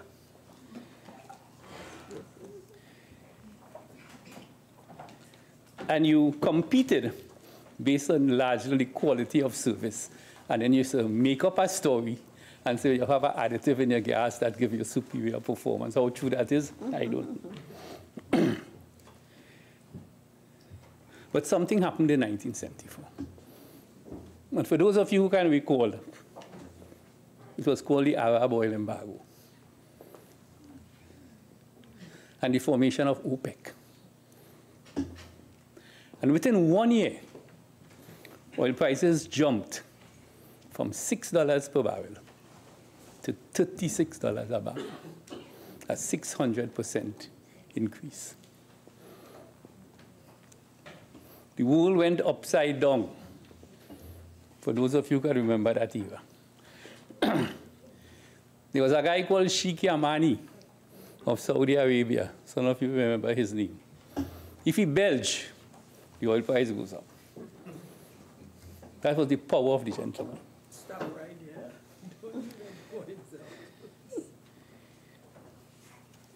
Trinidad now could no longer could have afforded Texaco, Shell, and Esso to float price. So Dr. Williams, in his wisdom, in 1974, introduced something called the Petroleum Production Levy and Subsidy Act of 1974. What that did was fix the price by order of what the government wants the subsidy to be, and ask the oil companies to cover that subsidy, because they were making money out of the high oil prices coming out of the Arab oil embargo and the formation of OPEC. Up until 1992, the oil companies had to cover 100% of the petroleum subsidy. So the issue of a government subsidy on petroleum product did not arise. However, by that point in time, oil production was falling in Trinidad and Tobago. And the companies made a claim, and with some justification, that they could no longer afford these high subsidies, especially as their production was falling. By that time, the economy was moving to be a gas-based economy. In 1992, and later on in 2003, the government put a cap on the subsidy, which is equivalent to 4% of your gross revenue. But 4% of your gross revenue is still a large sum if your gross revenue only for crude oil. It was not for gas, it was only for crude oil. In the 70s and 80s, crude oil production in Trinidad was over 250,000 barrels a day. As we speak, we're struggling to make 65,000 barrels a day. So it is in the era of the early 2000s and into this second decade of the 21st century that the issue of a subsidy became a government liability. And it is in that context the government has been struggling to support the subsidy.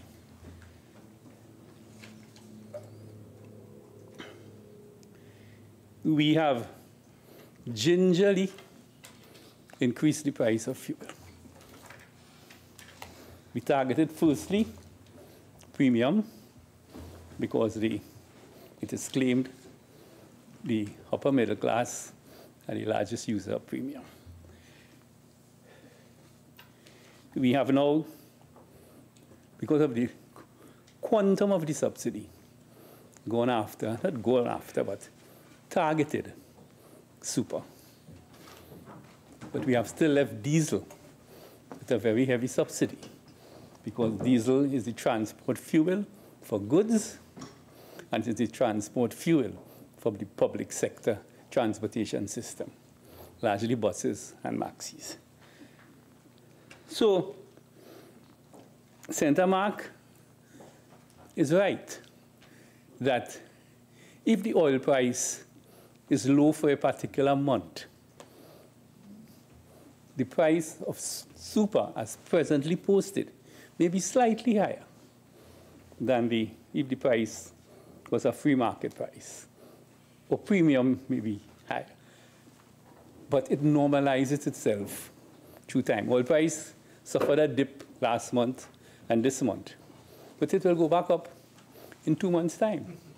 So to take 1 month and use that as the basis to say we're robbing the people is flawed logic. And that is the basis which we are. The Minister of Finance has indicated the government is seriously considering having the free market type price as exists in Jamaica. And because the oil price is low, we might say, let's go that way.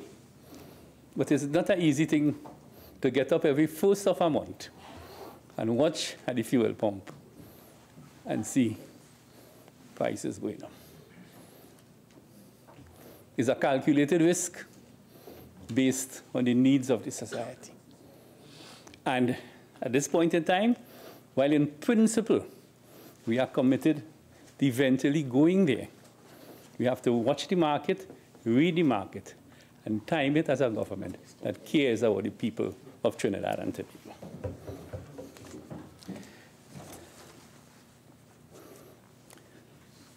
With regard specifically to the subsidy,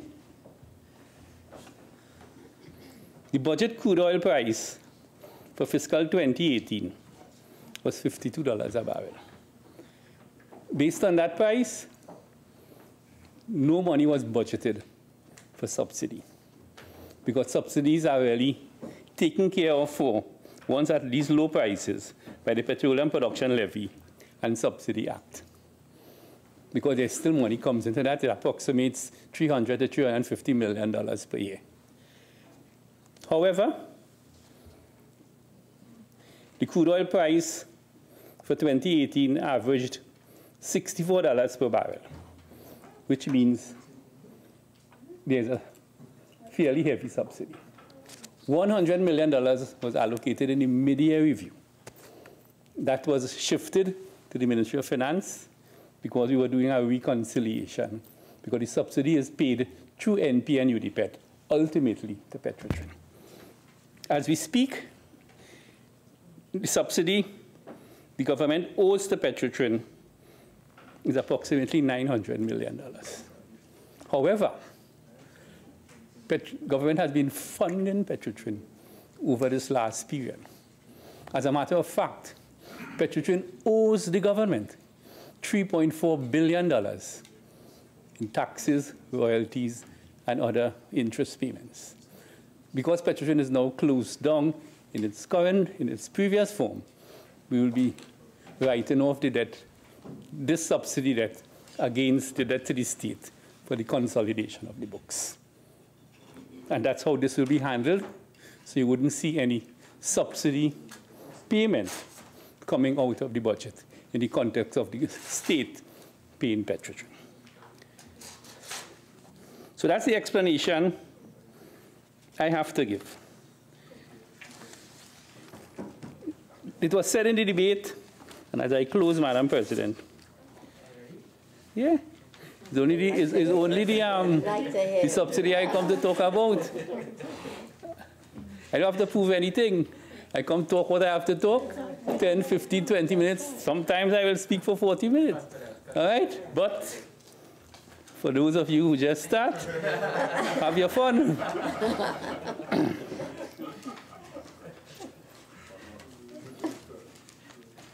Positive things are coming out of the energy sector.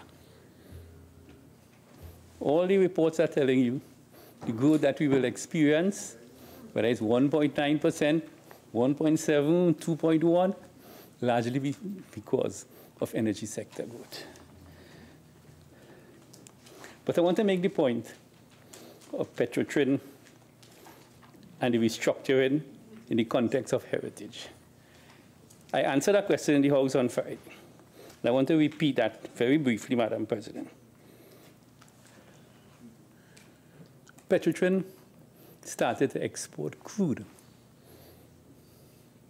They have exported 5 shipments of 500,000 barrels each. The price they got, bearing in mind, Petrotrin's crude has never been exported for 60 years. So while it was a reference on a transfer price to the refinery, nobody knew what was the true market value of the crude. When we restructured Petrotrin, and we say we will export crude, I'll call them by name here, the former Minister of Energy of the UNC, Gerald Ramdeen. See, you won't get no money for that crude. That crude has no value. It is a high sulfur, heavy oil crude.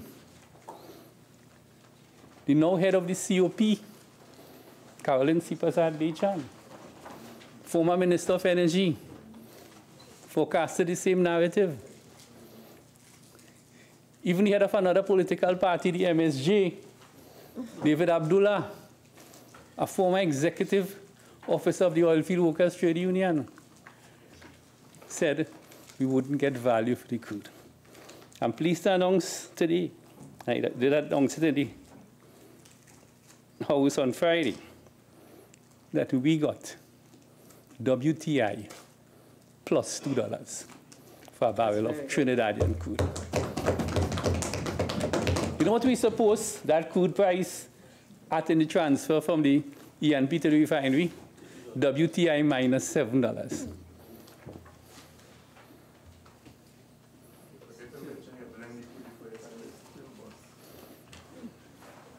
That is positive number 1. Positive number 2. Because of this very said drop in revenue on petroleum taxes because of incentives that they gave to the oil company, we took the position that you cannot have the taxation of a depleting asset only on a profit-based tax, because it's not renewable. We introduced the royalty on gas. Mr. Imbot in the 2018 budget introduced a 12.5% royalty on gas. Royalty means you take it from the top with no deduction. I am pleased to announce again, Madam President, that for calendar year 2018, the government collected $2.250 billion in gas royalties from it. That is money that would have been in the pockets of BP and Shell.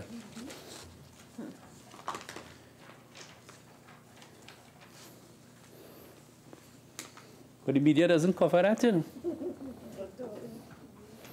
The media cover some pipeline burst by the QF roundabout.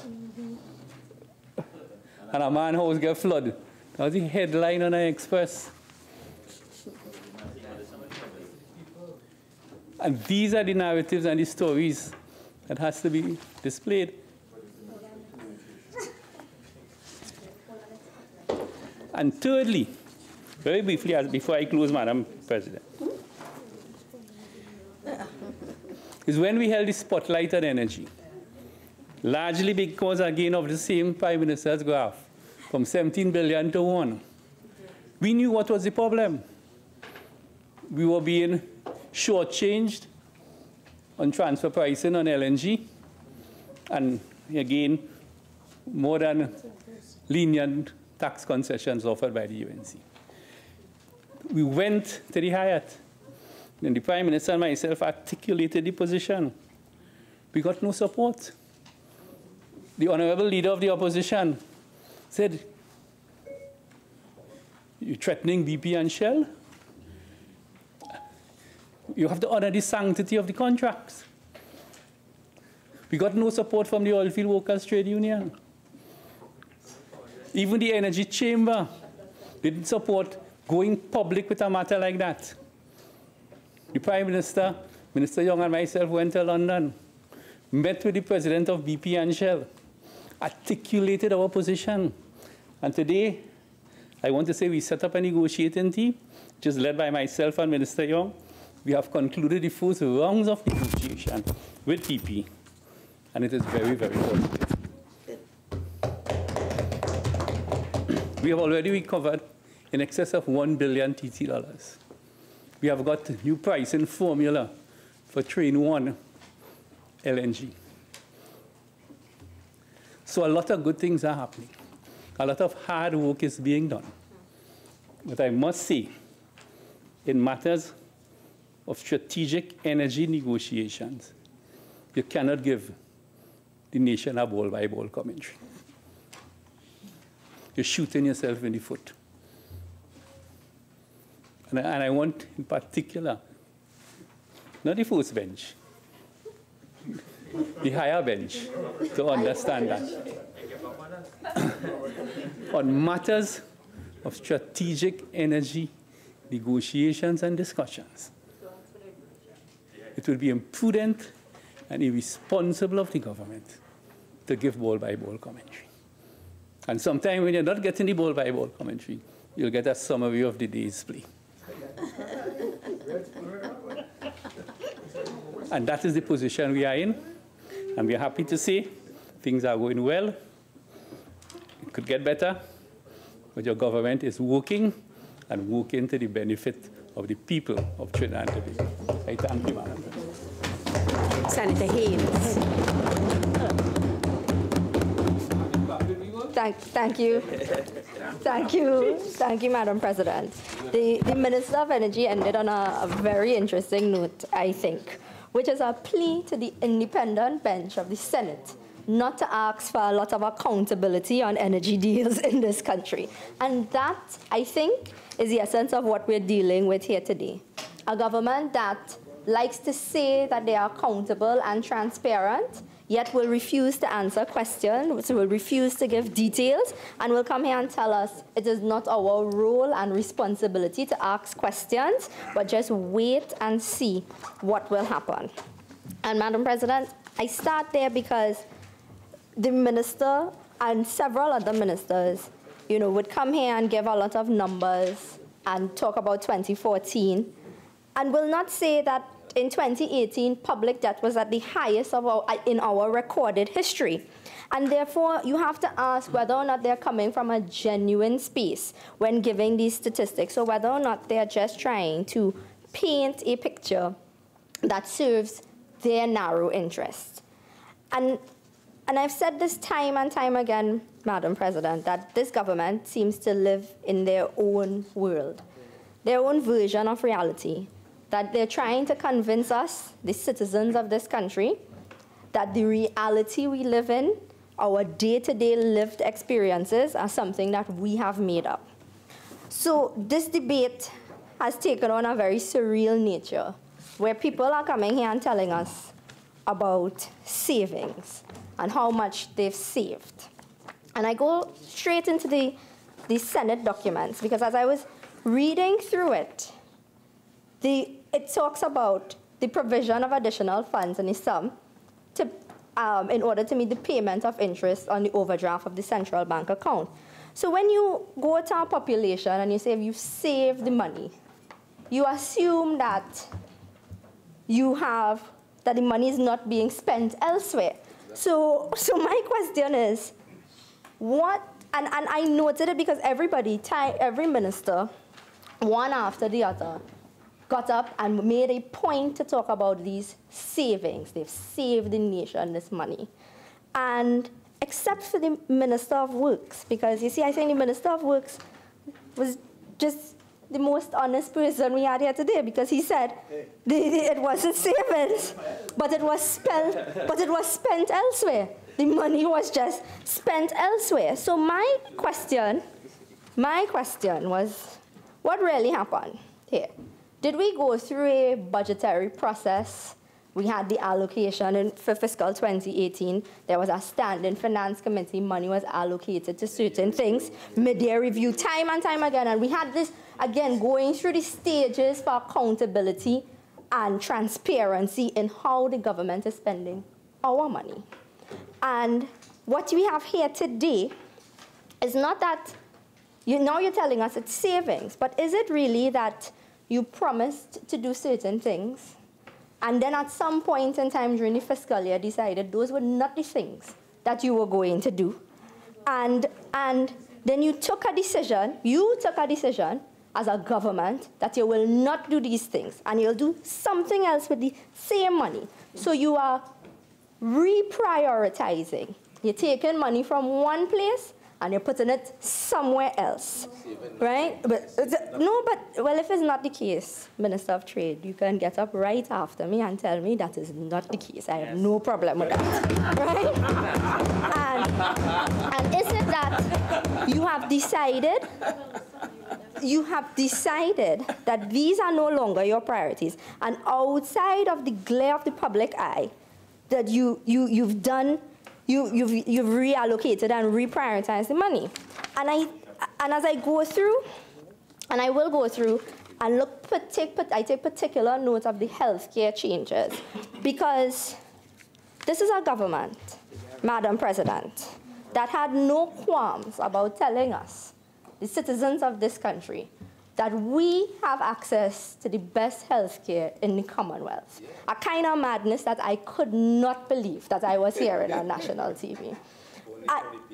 Had to be, because again, you have to not be using any of our healthcare facilities to genuinely believe that we have access to the best healthcare in the Commonwealth. Yes. So when you come here today to tell us, and that's why I said the debate took on a very surreal nature, as I'm hearing ministers of government stand up and praise a sector that, but for all intents and purposes, has collapsed under their tenure, down to the central block at this point in time, literally and figuratively collapsing around them. And they stand here and tell us, look at how we've saved you money by not spending it in the health sector. I mean, Madam President, I just, to contextualize my contribution here today, I would like to say to this PNM administration that the people of Trinidad and Tobago are not numbers on your balance of payment sheets, right? So you can't just write off certain things. You were elected on a mandate to provide services to the people of this country. It is your responsibility. That is what you are meant to do as a government. And therefore, when you don't do that, you can't come here and spin it and tell us you did a good thing. And I will go straight into the ministry, what was done with the Ministry of Health. So let's go to the fiscal 2018 and see what they promised, right? What they said they were going to do. And as I looked back at that budget, there was this promise of a healthcare construction program to improve the availability of quality healthcare in Trinidad and Tobago. And then they went on to list a number of things, including construction of the Arima Hospital, the construction of the Point Fortin Hospital, which is said to be complete, is supposed to be completed in 2019. This is a good one, Madam President. A suitable operator for the Cuba Medical Training Facility, which would be commissioned in 2018, right? 2019. Yes, 2018. So these were the things that they said they were going to do to improve the access to quality healthcare in Trinidad and Tobago. And then they brought this document. And I'll go to this hospital refurbishment program, where they said they saved $15 million. Not all projects were able to be fully implemented as planned. What projects did you implement then? You see, what did you actually do? Because none of these things in the hospital construction program came to fruition, but you went so far that you were unable to just even fix the ones we have now. So you can't refurbish the hospitals that you have now, but you promised in 2018 and promised in 2019 and probably come again. As a matter of fact, in the same graphs the Minister of Energy pointed out in that lecture series that the Prime Minister hosted, the last 6 or 8 minutes, they talked about the projects they were going to complete. These were in those as well. So it's a constant, a constant mammogram of the population that these things are coming, they'll come. But I'll go back to this hospital refurbishment program, because in my mind, I have no idea how a government could stand up and pat themselves on the back for something like this. There were tender issues for the prenatal and chemotherapy rooms and the electrical upgrade of Building 24 of the Eric Williams Medical. Listen, the most basic elements of governance is where they are failing. So the most basic elements, you're telling me that you saved $15 million because you were unable to facilitate a proper tendering process to upgrade facilities that the people of this country have to use? Madam President, I'm telling you, there's a level of shamelessness, I think, in standing here and patting yourself on the back for these kinds of things. They talk about, again, the upgrade of the regional administrative center, and those were delayed due to OSHA non-compliance issues. Again, Madam President, if you can't fix these things to provide the services that you were elected to provide to the people of Trinidad and Tobago, is one thing. But on the other hand, to come here and be proud of that fact and say, look at how we've saved you, Trinidad and Tobago, look at the help we've given to you. I had said it in the budget presentation, it is gaslighting the population, as in telling us what we are seeing, what we know to be real, is not a real thing. The government is waging psychological warfare on this population time and time again. Imagine, Madam President, repairs to the roof of the labor ward were delayed due to contractual challenges, resulting in a second bidder being hired to undertake the process. This is your incompetence again. The government is standing here telling us in the next year and a half, they're going to build 4 hospitals. But in 1 year, they could not refurbish the hospitals that we have now. They could not finish a contractual, to get a contract to repair the roof. I could do that in my house, right? I could do that now, but they can't. They are unable to do these things. Imagine, right? But on top of that, the Ministry of Health was singled out for praise by the Minister of Finance, which is, again, why I said this debate has taken on a very surreal nature. I'm going now to the rationalization of inclusive of CDAP drugs, but in terms of the drugs. We held budget consultations for the fiscal 2018, as well as the fiscal 2019, but because of the narrowness of this budget, I'm going to stick to what was done for fiscal 2018. And I can assure you, in terms of the issues being raised by persons across communities, was this access to CDAP drugs. As in, I had people come to us with their prescription, how much they are now paying, that they used to be able to get it, and they were not able to get it. We brought these concerns in 2018 to the Minister of Health. The Minister of Health said, there's no problem with CDAP drugs, right? There's no problem. And then they were going to improve availability, etc. Now, I have no problem with if you're making improvements to our system. If you said you're going to make improvements to our system, if you actually monitor and evaluate the changes that you've made and see if what you've done is serving the people of this country. Because, Madam President, the fact is, there's still a problem with people being able to access the drugs in the healthcare system. So you cannot, again, come here and say you've saved money when, and that the savings is meant to be what, that's what we're supposed to look at as efficient, when the system itself is not operating as it ought to be. Because if you are telling me that you've reduced the number of complaints, if any of these ministers could say, listen, we have done an evaluation in the health centers, in the pharmacies. We have met with people, we've ran surveys, and we said these changes have benefited the people of this country, have benefited the users of the program, but by all means, we have no choice but to agree with the government. But they're not doing that. They come in here and they say, look, we did not spend $119 million. It doesn't matter how the system is running. It doesn't matter if people are benefiting from the system. All we know is we slash and burn economics. We cut out this money, and we're using it for something else, but not for healthcare. Because as far as they are concerned, healthcare is the best in the Commonwealth. Like madness. Senator Dillon-Remy raised a point on the surgeries. And I raised a motion on the adjournment here. A matter that the minister sought not to answer my concerns at all. But the fact is, the surgeries are not being performed, and they know that.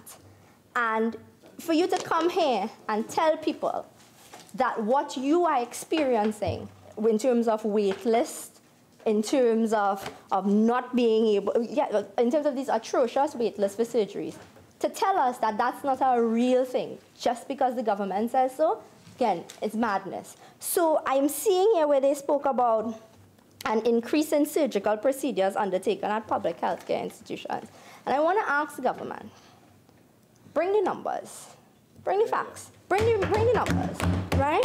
Don't write in a document like this that you saved us money and that there's been an increase in surgical procedures without providing the numbers to back that up. Because we can't, because as far as you're concerned, these are all savings. You save all this money. And we have concerns about how you are framing these things. So it may very well be that there was an increase in the number of persons signing up. It could be all kinds of things. But I don't believe that there was an increase in surgical procedures undertaken. And that is from our interaction with persons who have to use the public healthcare system on a daily basis. The filling of vacancies was not finalized, and the recruitment and selection process for doctors and nurses from Cuba is ongoing. I thought that one was, and then they said it's expected to be finalized in 2019. So is it fair then to say that this $26 million was saved or simply deferred? Because then you're going to have to spend this money anyway? Or are you not filling those vacancies? Again, are you being truthful with the words that you are using, or are you participating in one kind of big mama guy for the population?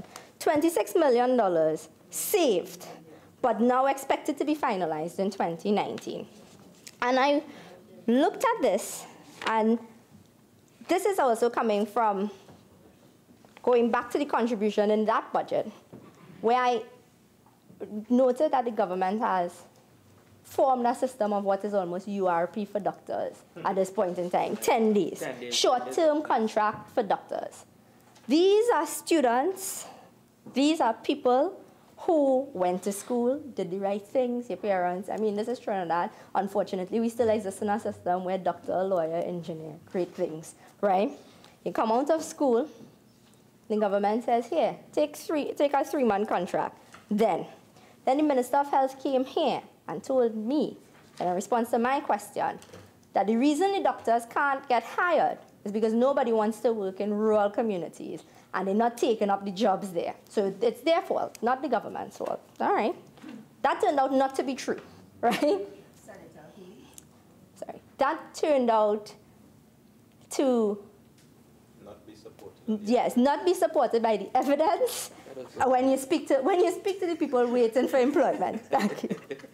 So, Madam President, right? Madam President, no, political science. Yeah.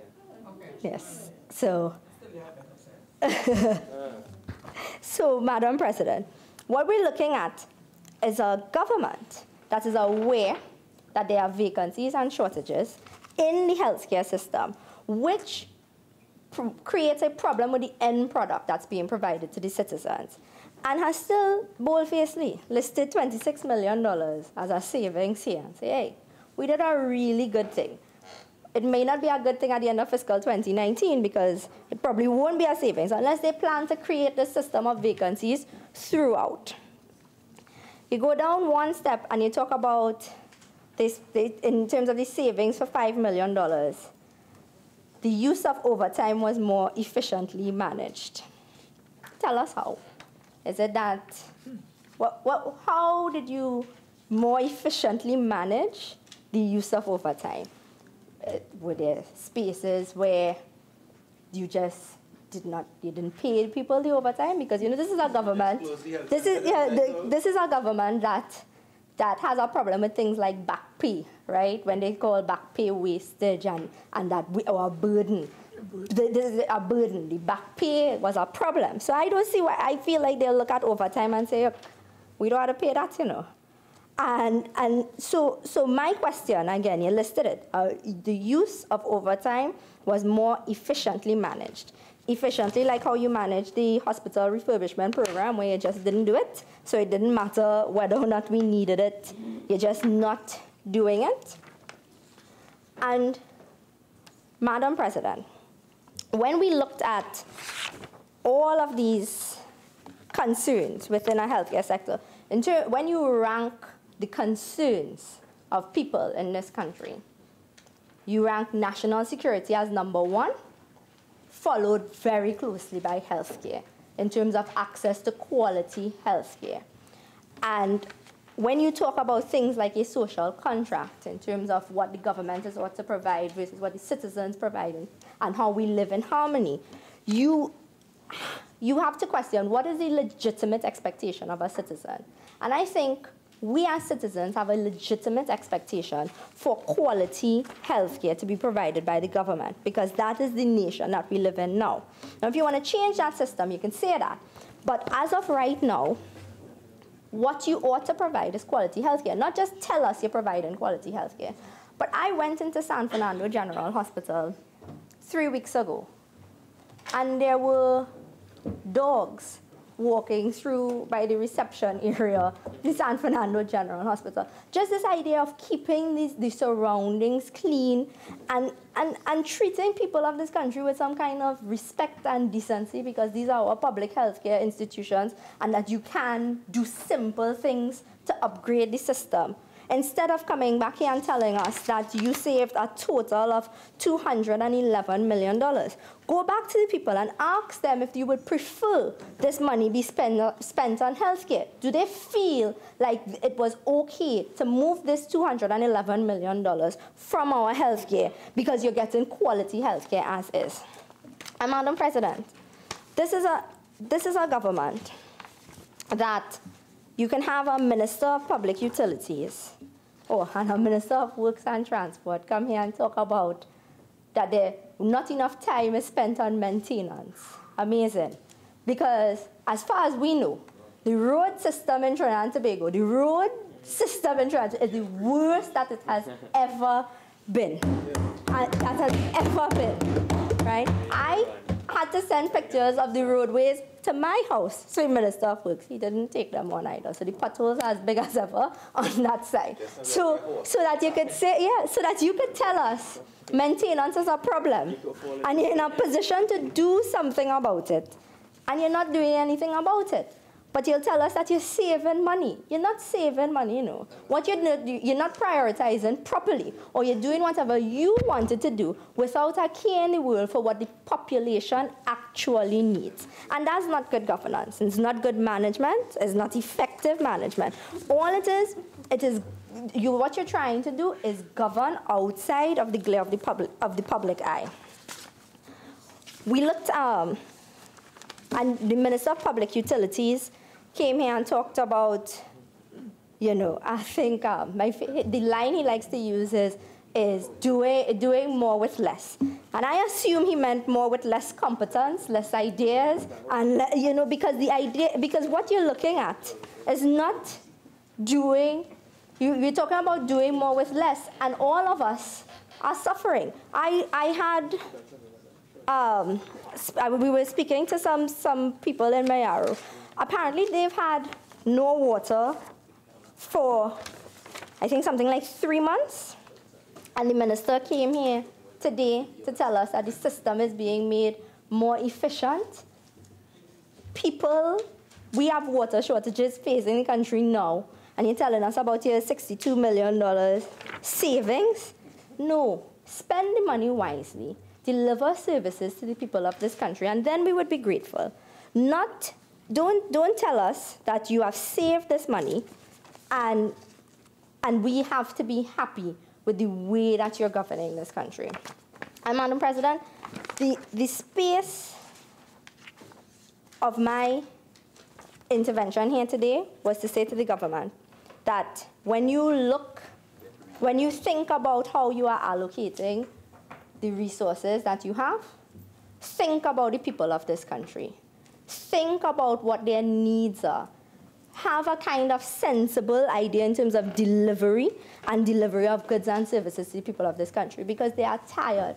We are a beleaguered population at this point in time, and a population that should be quite offended to hear any government come and tell us they've saved $211 million on health care when we have the worst health care ever. Thank you, Madam President. Minister of Rural Development and Local Government. Thank you very much, Madam President, for giving me the opportunity to make a short contribution on the variation of appropriation bill for the fiscal year 2018.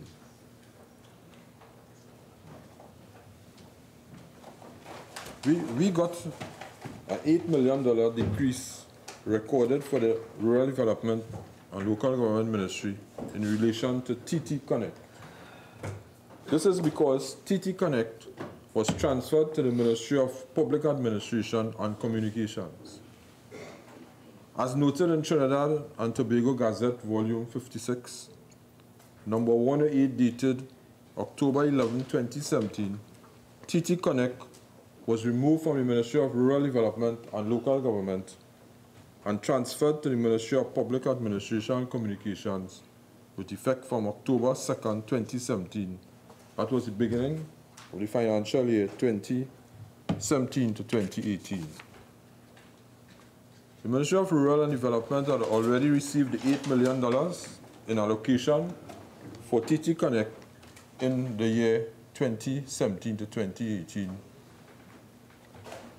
So all requisite payments to TT Connect was made during that fiscal year. After the end of that year, November, an inter-department adjustment voucher was done by the ministry to transfer the expenditure to the Ministry of Public Administration. So we would have done all the necessary arrangements to ensure that this process was handled administratively. Some may wonder, Madam President, what is TT Connect? TT Connect is a platform through which the public can access variations of government information and services. It has an online mobile portal, service centers, express buses, kiosks, and a hotline. there are 7 service centers, 3 express buses, 5 self-serving kiosks, TT Connect Online, TT Connect Mobile, toll-free, contact number 800-8826.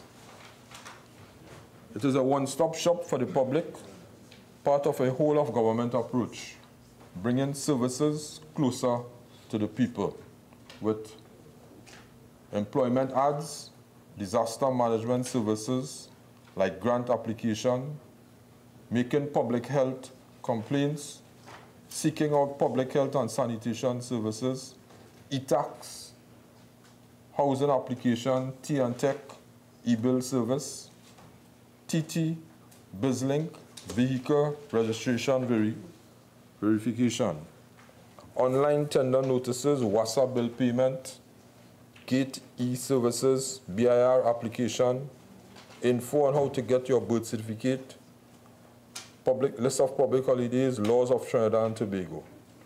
So you can see the services on the platform come from central government and local government and span across all ministries.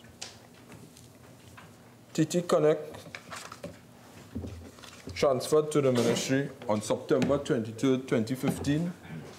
It was envisioned that as municipal corporation transitioned under local government reform, TT Connect services will be set up in every corporation, and therefore it would make sense for the ministry to manage TT Connect platform that brought these services closer to the people.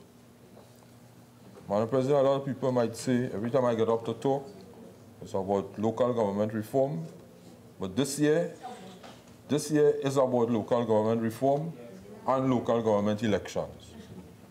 So I'll be speaking a lot about local government. iGov TT remain the technical hosts and managers for the platform throughout this time in regards to the operations and infrastructure specific to the management of online portal, business development, project management, support services. In July 2016, the Public Management Consultation Division of the Ministry of Public Administration provided a brief explanation that it was not feasible for TT Connect to remain at the Ministry of Rural Development and Local Government and transferred staff and the 8 million towards the Ministry of Public Administration. It was therefore recommended that the review of this initial decision to transfer TT Connect to the Rural Development Ministry to be made. Following this advice, and after careful review, TT Connect was reverted to the purview of iGov TT, which falls under the Ministry of Public Administration, as previously mentioned in 2017. Even though this revision has happened, Rural Development Ministry, together with TT Connect and local government services, are available on the platform and have continued unhindered. Madam President, this is a short contribution that I have made towards the $8 million that has been decreased at the Ministry of Rural Development and Local Government. I thank you very much. Thank you very much, Madam President. And I come after my colleague, Senator Hosein, also. I am grateful to join this debate on an act to vary the appropriation of the sum, the issue of which was authorized by the Appropriation Financial Year 2018 Act 2017, and varied by the Finance Supplementation and Variation of Appropriation Financial Year 2018 Act of 2018. And Madam President, every time an appropriation bill is brought to Parliament, the main reason is to provide goods and services to the people of Trinidad and Tobago. And various ministries will be allocated various sums of monies in order to provide these goods and services to those persons and the responsibility that they have under the cabinet responsibility in terms of the duties delegated to them by the Prime Minister. But Madam President, time and time again we come to this Parliament, ever since this new government took the reins of power in 2015, to bring budgets, but does not provide for the goods and services of the people of Trinidad and Tobago. Because you continue to have a lot of suffering, and you continue to have a lot of persons being starved for resources in this country. But, Madam President, this didn't happen overnight. It happened due to the poor planning, because we had warned the population prior to the general election that this government does not have a plan. And we come here in their 5th month of their 4th year, and they have no plan.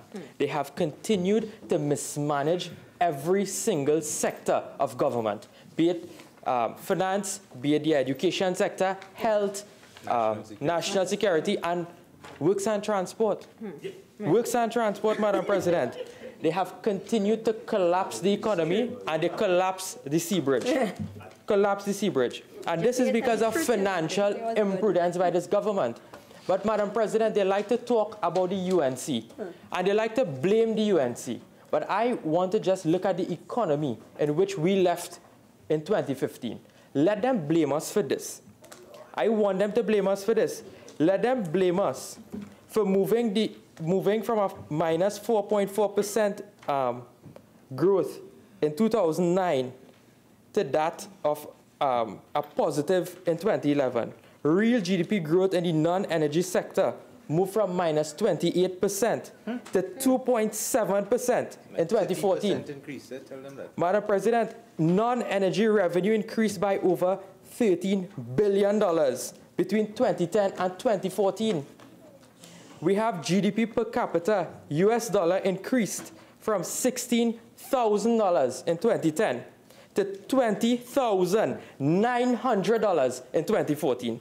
We want you to blame us for that. The Minister of Energy and Energy Industries spoke of the Heritage and Stabilization Fund.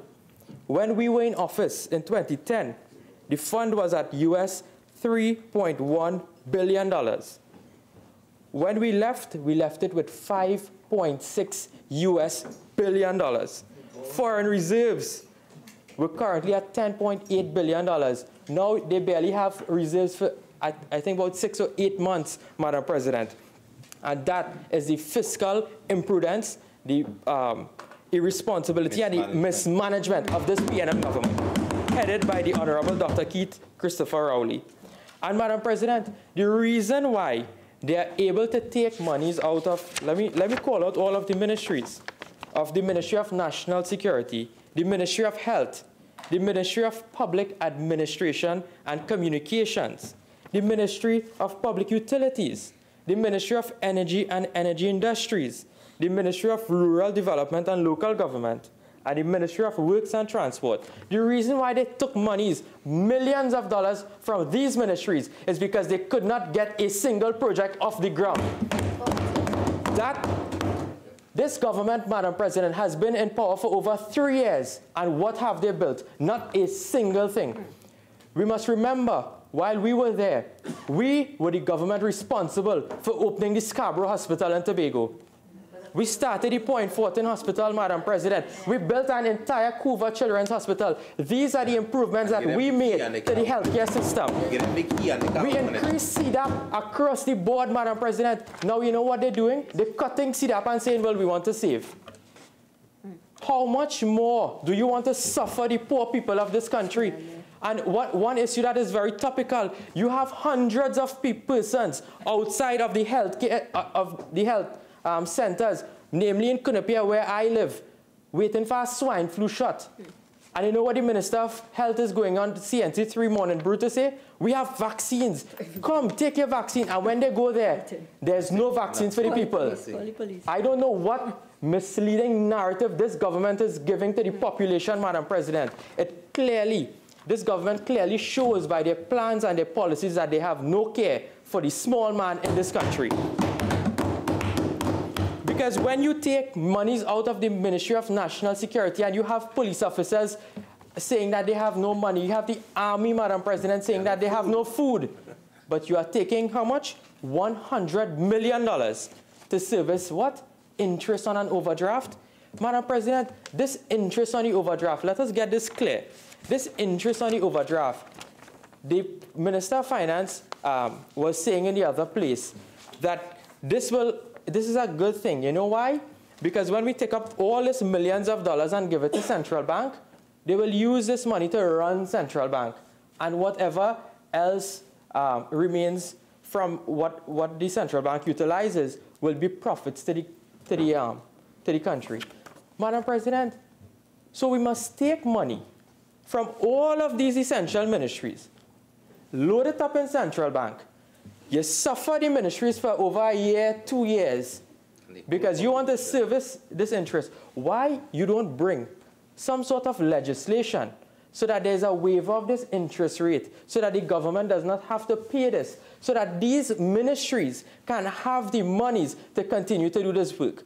But, Madam President, the point is that even if these ministries had the money, they still can't do nothing because of the incompetence of this government.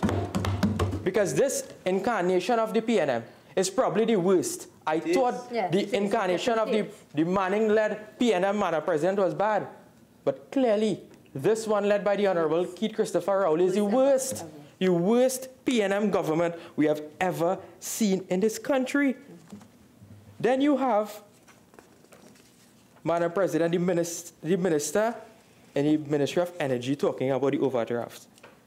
Talking about the overdraft, Madam President, how we had this overdraft, the country had 3 days of money, it is fumes, we had the Prime Minister going and doing a PowerPoint presentation to some unknown audience, with a garbage truck and money flying up and saying, well, it had no money, central bank governor come smiling, we have money for 3 days. I don't know which governor will do that. But these are the figures, Madam President. In 2014-2015 fiscal, that was the last year of the partnership government. The overdraft stood at, this is from the Auditor General's report, page 173, the 2015 report. The overdraft stood at $9.7 billion. But you correlate we, you cost we, you tell me all kind of things for that, for the overdraft. Madam President, for fiscal 2017, do you know what the overdraft is? $10.5 billion by the PNM government. The hypocrisy, Madam President, they are the same ones who overutilize the overdraft.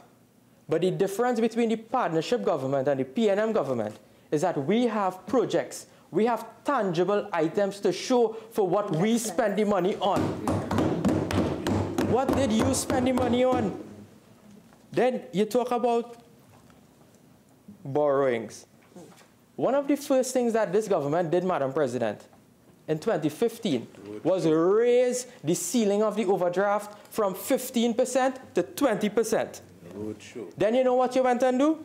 You went and dipped into the Heritage and Stabilization Fund. Take money out of that too. You know what you did also? The Minister of Energy talk about NGC. Well, let us talk about NGC. In 4 months, September 7, 2015 to December 31st, 2015, this government took $3.68 billion, 4 months from the NGC. You know what the partnership utilized? $12.3 billion in 5 years. But this government took, let me repeat it again, $3.68 billion in 4 months. 4 months, Madam President. And this is the hypocrisy of this government, that they continue to say that we did this and we did that, but they are doing the exact same thing with no benefit to the people of this country, none whatsoever. And then the minister, again, I want to reply to him. He talked about a ball-by-ball commentary, that you don't need to give the country a ball-by-ball commentary on the energy affairs of this country. But this is not only for the energy affairs. You do this in every other sector. That is why you all got bowled out with the Sandals deal. It was a lack of transparency, Madam President. A lack of transparency. Correct. Then the Minister of Public Utilities. He's not here right now. Chastised us. Chastised the UNC. You all waste mismanagement. But you know what the minister didn't do? The minister could not count for how much pipe he would have laid in this country. If the minister could tell this Senate, this honorable Senate, 10 villages that did not have water, that has water today since he came into power. They could not say that, Madam President. What they could account for is the loss of thousands of jobs, the firing of hundreds of contractors, but they cannot say how they have provided water for the people of Trinidad and Tobago. You will talk about the Beetham wastewater plant. We'll talk about it how much you want. How much you're going to blame us again? You are in power for so long. The people are fed up. The people are fed up with you blaming the past administration. What are you doing about it? They gave you the mandate. We'll do something about it. It is your responsibility. You said you are red and you're ready. But come 2020, you might be red and not. I wouldn't go down that road, Madam President. But in terms of the water supply, Madam President, when in 2010, when we got... Sorry. Madam President, in accordance with Standing Order 14.5, I beg to move that the Senate continue to sit until the completion of the business at hand, inclusive of the matters on the motion for the adjournment. Honourable Senators, the question is that the Senate continue to sit until the completion of the business at hand, inclusive of the matters on the motion for the adjournment. Those in favour say aye. Aye. Those against say no. I think the ayes have it. The Senate will continue to sit until the completion of the business at hand, inclusive of the matters on the motion for the adjournment. Senator Hosein. Thank you very much, Madam President. And Madam President, when we look at water supply, in 2010, the water supply was about 18% in this country. When we left office, there was water supply for over 70% of the people of Trinidad and Tobago. Almost 80%, Madam President. But the government continued to say that they need to cut. The Minister of Public Utilities say, let us cut, let us cut, let us cut. And they will get things done cheaper. But Madam President, my mother always told me that good thing not cheap and cheap thing not good. So I don't know what cheap services this government is going to give the people of this country. And when you look at what is happening with WASA, Madam President, that they would have accounted for a lot of leaks in terms of WASA. This government has thought it prudent to hire an Israeli company called Utilis. Utilis to detect water leaks from Israel using a satellite over Trinidad and Tobago. Madam President, if you just take a drive around this country, the minister could pay me, you know. I could drive around this whole country and probably outline all the water leaks it have right here in Trinidad and Tobago. Why are you going to get an Israeli company to do an assessment, a satellite assessment of the water leaks right here in Trinidad? You have an app. The minister boasted about the WASA app, you report a leak. Madam President, would you know that when you report a leak on this app, nothing happens? Nothing at all happens. I don't know where the information goes, who are the ones servicing this information, passing it on to the relevant bodies in WASA, Madam President. But this government is clearly out of touch with the realities of the people of Trinidad and Tobago. People at this, in 2019, Madam President, you have still filling barrels of water, going by a standpipe and filling a bucket to get some water to take a shower or to wash their wares in their homes, Madam President. This government, you need to start acting in the best interest of the entire country. Then I go on to my friend, Madam President, the Minister of Works and Transport. And the Minister of Works and Transport, I would like to read, Madam President, because I was confused after the Minister's presentation. I want to read what the explanation for the variation in his ministry is. And Madam President, the explanation given is that funding was allocated in fiscal 2018 to enable the TNT Spirit to undergo two routine dry docking services. However, the vessel was only placed once on dry dock. This resulted in a sum of $15 million being unutilized. Now, Madam President, when I read that, the literal interpretation, my understanding is that the Spirit has to undergo two dry docking. The minister comes to the Senate to tell us that the reason for the savings is because You had the Express and you had the Spirit. But the reason why we say 15 million is because the Express did not undergo dry docking. So there are two conflicting stories with regards to the information being presented to this Honorable Senate by the Minister and the documents provided by the, I believe this is the Ministry of Finance, Madam President. So I don't know what it is. But then the Minister went on to give an entire history of Bay Ferries, a history of Bay Ferries. And he said in 2013, we wanted to get rid of Bay Ferries. But Madam President, if this is so, why did we give Bay Ferries a renewal of a 2-year contract? So Bay Ferries was operating until 2015. Then when 2015 came, another renewal came for 2016. Correct? 2016, the PNM was in power, Madam President, not the United National Congress government. You are the ones who got rid of Bay Ferries. You cannot come now and blame us for getting rid of Bay Ferries. Yeah. And it was because there's a Joint Select Committee, the 4th report of the Land and Physical Infrastructure Joint Select Committee, Madam President, on an inquiry into the collapse of the Sea Bridge. And that report clearly stated that the reason for the breakdown of the entire Sea Bridge was one of the reasons attributed, besides the corruption and incompetence, was that of the maintenance of the vessels. So if you are not properly maintaining these vessels, how can you expect to deliver results so that there can be an efficient flow of transportation between the islands of Trinidad and Tobago? And the Minister said it was Cabinet who took a decision not to dry dock this Express, and I could probably understand that because of the age of the vessel. But the reason why the Spirit could not undergo the required dry docking is because if the Spirit was taken out of service, what you would have been left with is nothing. Because you know what they did to this country, Madam President? They collapsed the Sea Bridge when they rushed, when they tell the Superfast Galicia, get out of here. That is basically what this government did. So you expected the Sea Bridge to function when you effectively terminated the contract of the Superfast Galicia.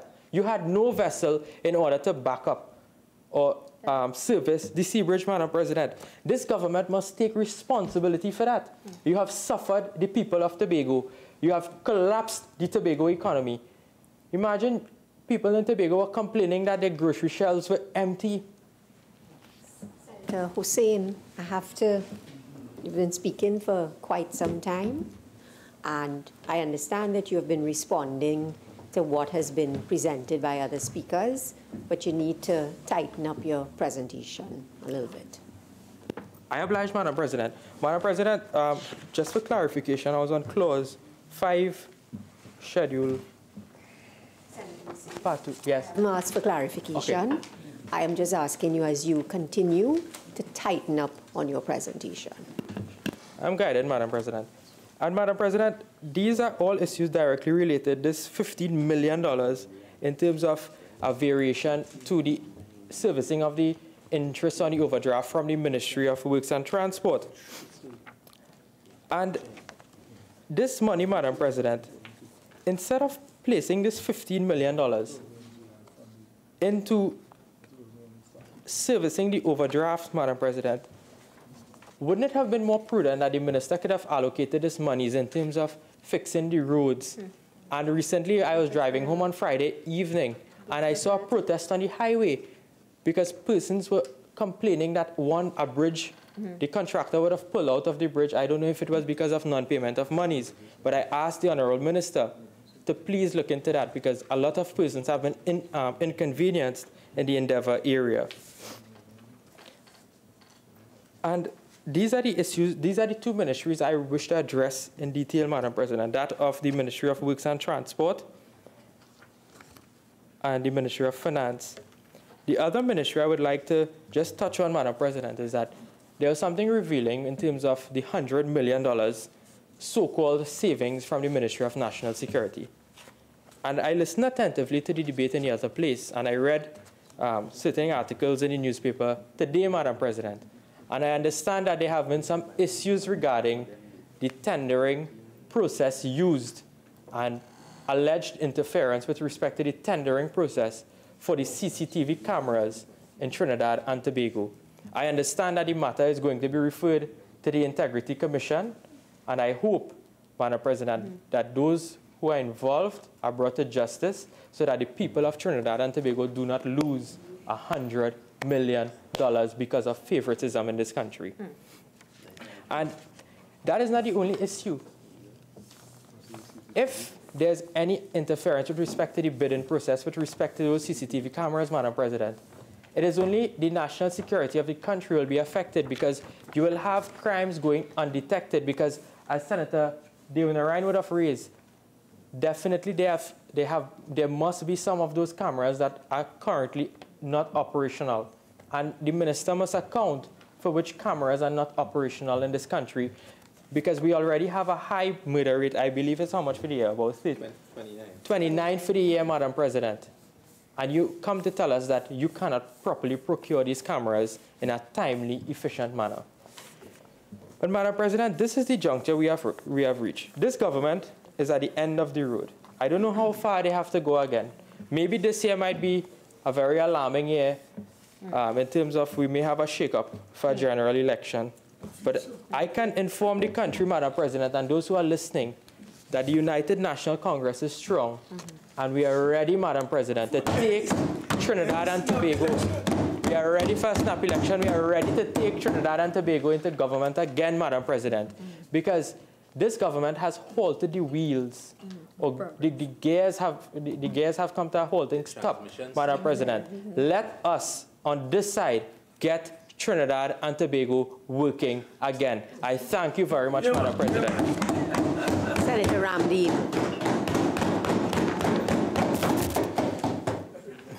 Madam President, thank you for the opportunity to contribute to this debate on an act to vary the appropriation of the sum, the issue of which was authorized by the Appropriation Financial Year 2018 Act 2017 and varied by the Finance Supplementation and Variation of Appropriation Financial Year 2018 Act 2018. Madam President, this is a very important and critical debate for the people of Trinidad and Tobago to understand the manner in which our country has been run by the administration that is in government. And the Honourable Minister of Public Utilities, I'm sorry he's not here now, took a large part of his contribution to remind the country about the performance of the partnership between 2010 and 2015. I would like to use my time, Madam President, to deal with the ministries that the Honourable Minister in the Ministry of Finance indicated that there were savings. The Ministry of National Security, the Ministry of Health, Public Admin and Communications, the Ministry of Public Utilities, the Ministry of Energy and Energy Industries, the Ministry of Rural Development and Local Government, and the Ministry of Works and Transport. And I want to start off by just putting, if I can have the opportunity, Madam President, to just put a few things in context. And the first thing I want to put into context is that the Minister of Public Utilities prefaced his contribution by talking about wastage and how much spending and wastage. But I have the figures here, Madam President, of the expenditure by the PNM administration between 2002 and 2010. And I want to slowly deal with this issue, because this incarnation of the People's National Movement doesn't exist before 2010. So in 2002, Madam President, the expenditure of this country was $14.2 billion. 14, not 40, 14.2 billion. And when they left office in 2010, the expenditure of this country had grown from $14.2 billion to 46.1 billion. The Minister of Energy and Energy Industries told us in his contribution that between 2010 and 2015, the price of oil was $100 a barrel, and the prices were high and the revenue was high. But, Madam President, between 2001 and 2010, the price of oil was $150 a barrel. They grew the expenditure of this country by almost 300%. No other administration over any period of time has ever accomplished that. That is PNM. And they want to tell us about spending and wasted. 300%. 300% they grew the expenditure of this country by. And they come to talk about between 2010 and 2015. No problem.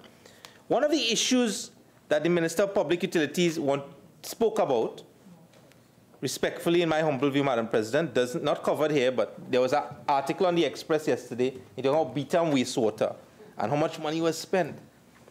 Madam President, there was a project that had to be delivered by the People's Partnership between 2010 and 2015. It was called the Scarborough Hospital, the sod turning of which was done by the Honorable Prime Minister now. And when the sod was turned, the people of Trinidad and Tobago were told that that project will cost $135 million. Well, during the time that the sod was turned and the material left and material was brought in and the contractor left and a contractor was brought in, under the People's National Movement, the Scarborough Hospital cost the people of this country from $135 million, it ended up costing $735 million. So for 100 beds, the PNM will keep their legacy of building a hospital at $7 million a bed. It was said to be the most expensive hospital bed in the world. $7 million a bed. They want to tell me about spending and wasting. That's how it operates. Spending and wastage. But before 2010, perhaps the Honorable Minister wasn't aware of that. Madam President, we on this side have a serious difficulty with this idea that the government has come today to the Parliament and has told the country that they have saved. And their version of saving, which is like their version of governance, right, is to deliver nothing. Because they have saved nothing. When you look at what has been put in here to us, Madam President, 586 million, 586 million. 586 million, 161,666. They say that was saved. And what they do? They spend 586 million, 161,666. So if the country wants to understand governance, PNM style, their idea of saving is that you spend the same amount that you get. And that is their definition of saving. It's a very unique kind of concept. But that's how the PNM does it. It doesn't go unnoticed, Madam President, that the one ministry for which money has been taken out more than any other ministry is the Ministry of Health. The Ministry of Health. And I want the country to understand that what has been taken out of the Ministry of Health, what they call save, is $211 million. $211 million. That is what they saved, according to them. And they say that, Madam President, with a straight face to the country. So let me put this $211 million that was saved by the PNM, in inverted commas, into context. And before they say it's the UNC, they like this, is UNC saying that? Let me just quote from an article. Hospitals at crisis point. Madam President, I want to take this slowly, and I want the people of Trinidad and Tobago to listen carefully to where we are in the health sector. This is an article from the Trinidad and Tobago Guardian, July 17th, 2017. There is a tremendous shortage of staff, especially skilled medical staff, including both doctors and nurses, at the public health institutions in this country, the Sunday Guardian has learned. So, Madam President, let me just get down to this one time because I want to be very relevant in my contribution, that in the documents that have been provided to us, under the Ministry of Health and the explanation that has been given to us, one of the issues that has been addressed by this 211 million is that 26 million was saved, according to that is their concept of saving, because the filling of vacancies was not finalized as the recruitment and selection process for doctors and nurses from Cuba is ongoing. So, Madam President, let me inform you what is the position at the health sector. The issue has reached crisis proportions throughout the country, resulting in a ratio as high as 22 patients to 1 nurse. 22 patients to 1 nurse currently existing at San Fernando General Hospital. Senator Ramdeen, is it that you're back to quoting from the newspaper article? I'm sorry, Madam President. I'm back. I apologize. I'm back to quoting from the newspaper article, and I do apologize. Hospitals at crisis point, Trinidad Guardian. The situation at San Fernando, sorry, Madam President, let me just complete this part about the ratio. Resulting in a ratio as high as 22 patients to 1 nurse currently existing at San Fernando General Hospital, as opposed to a ratio of 6 patients to 1 nurse suggested by the World Health Organization.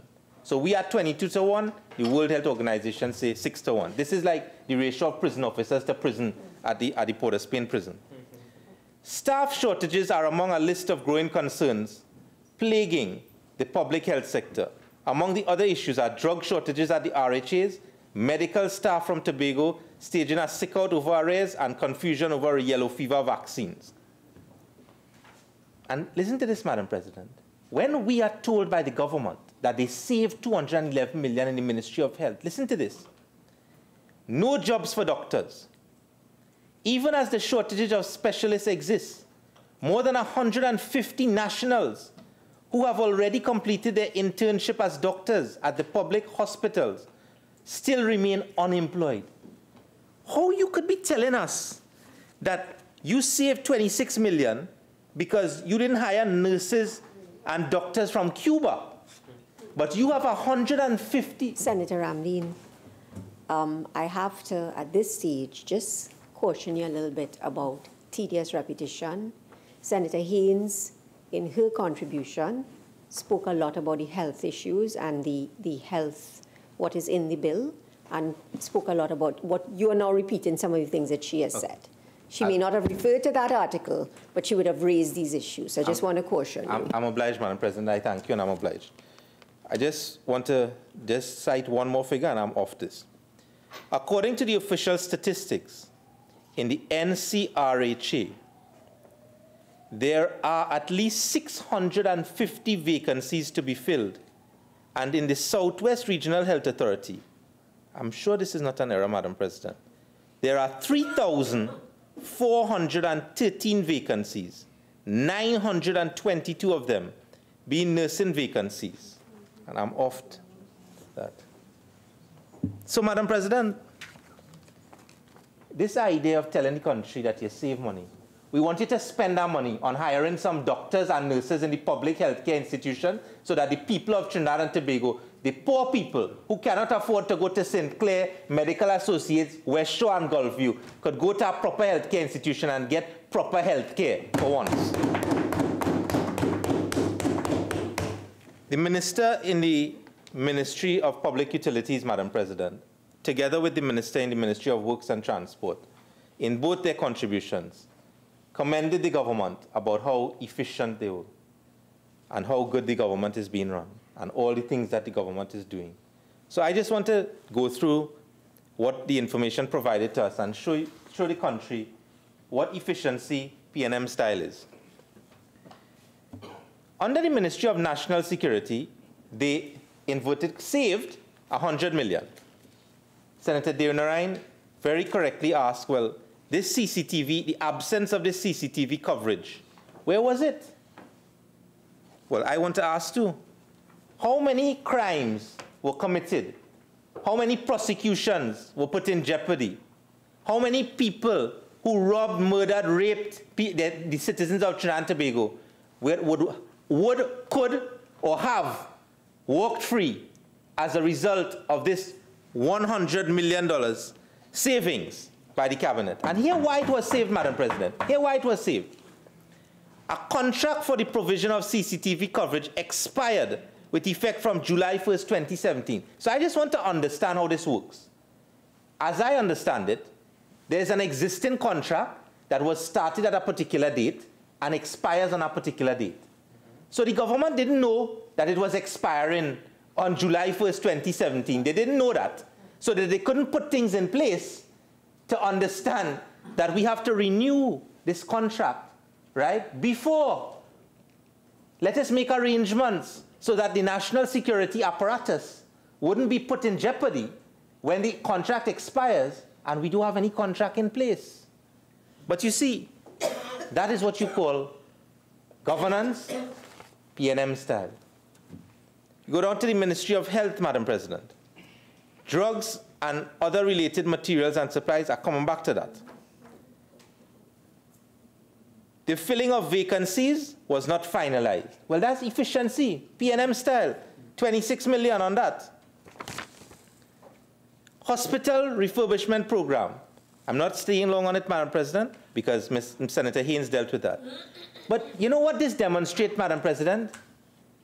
In 5 years, between 2010 and 2015, the record of the partnership was that we delivered Scarborough, we delivered San Fernando, we built a hospital in Couva, we started one in Arima, and we started one in Point Fortin. So 5 in 5 years. Under this administration, in 3 years and 5 months, they can't build a jupa, if you ask them. They can't build a jupa. They wouldn't open my ECC center. They wouldn't open my health center. Nothing, right? But that is governance PNM style. That is what the PNM refers to as efficiency. So they fail to operationalize the refurbishment program. Well, that was for prenatal and chemotherapy. So look at who's suffering. Because, you know, there's a picture behind all of this, you know, Madam President. And the picture behind all of this is that one has to ask themselves in the scheme of governance under this administration, when you look at the ministries for which money has been taken out of, and you look at where it has been put, there is one picture that becomes very clear. The poor people of Trinidad and Tobago are continuing to suffer at the hands of the PNM because every single ministry, the deliverable ministries, the Ministry of National Security, the Ministry of Health, the Ministry of Public Utilities, the Ministry of Local Government, the Ministry of Works and Transport. Those are what you call the deliverable ministries. Those are the ministries that the poor people look to for some kind of comfort, for some kind of provision. And what you do? You don't study them. Don't worry about them. The Water and Sewage Authority in fiscal 2018, 62 million. We can't hear about how much contractors have not been paid. Well, you know, Madam President, we, on this side, we don't boast about not paying people for the work that they do. We will pay people for the work that they do. If the PNM doesn't want to do that, let them do that, because at the end of the day, who suffers? The poor people of Trinidad and Tobago are the victims of the PNM. That's what they are.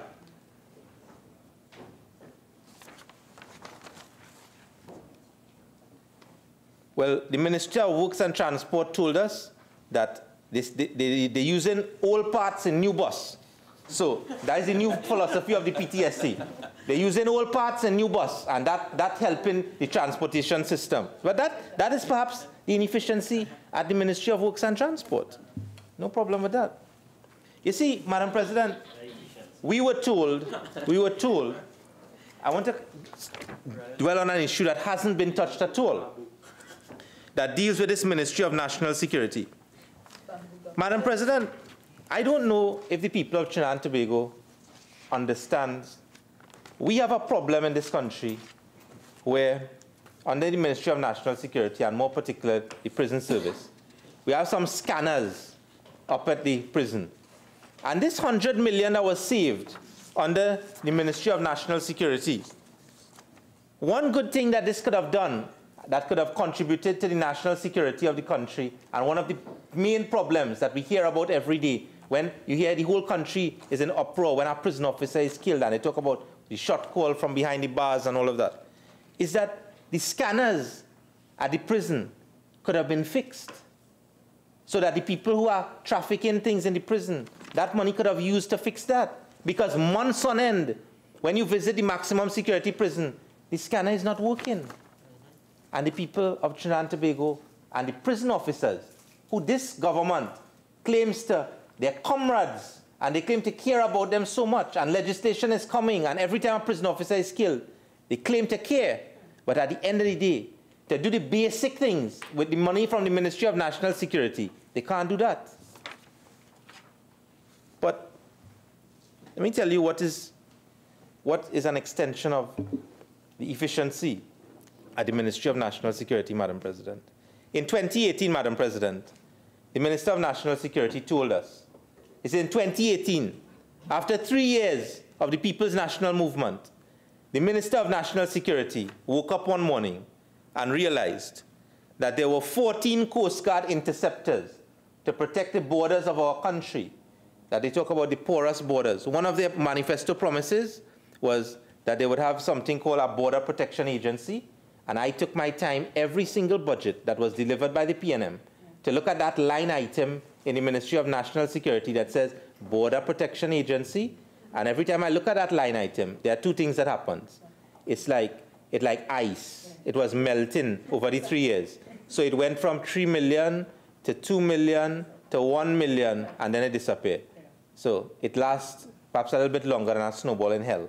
But the people of Trinidad and Tobago will never see a Border Protection Agency under the PNM. But if you look in the manifesto of the PNM, a big picture with a big ship and saying Border Protection Agency.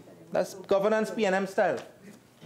But after 3 years, the Minister of National Security woke up one day and realized that, listen to this, Madam President, the porous borders of Trinidad and Tobago, there are 14 interceptors that are not working.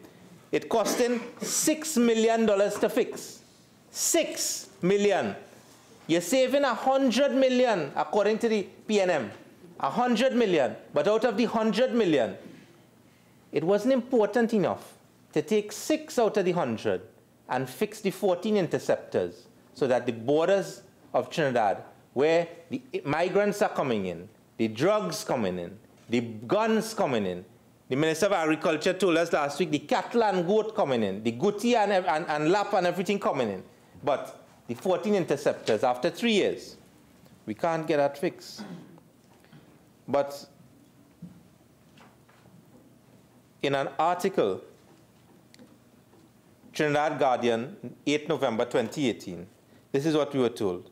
Speaking at Thursday's post-cabinet media briefing, National Security Minister Stuart Young said the initiative to get the interceptors active again will cost $6 million.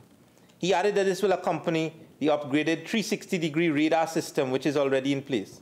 As soon as these, and quotes, this is the minister being quoted, Madam President, as soon as these interceptors are up and running, we can add them to the 4 or 5 that we have to give us 19 interceptors that can be strategically placed based on intelligence reports.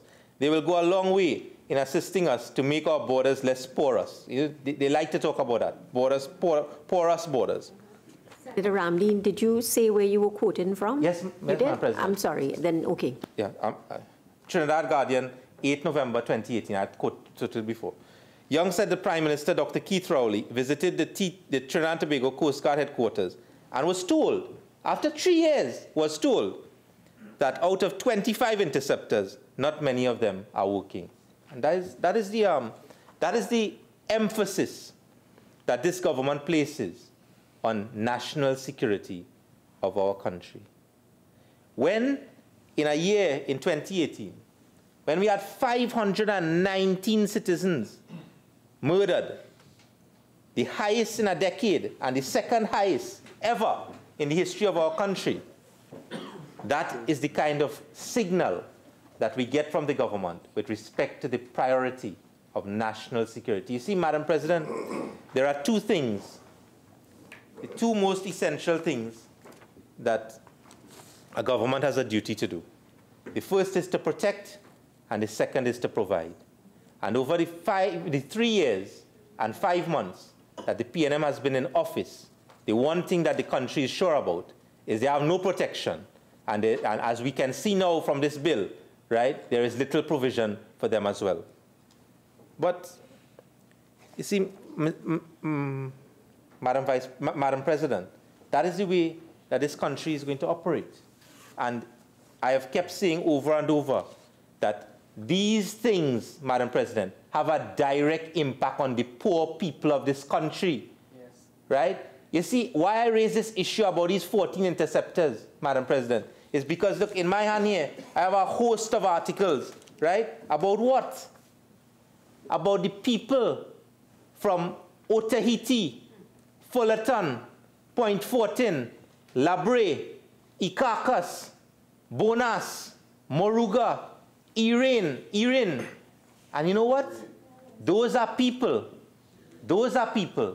who their families go out every day to make an honest living in the Gulf of Paria.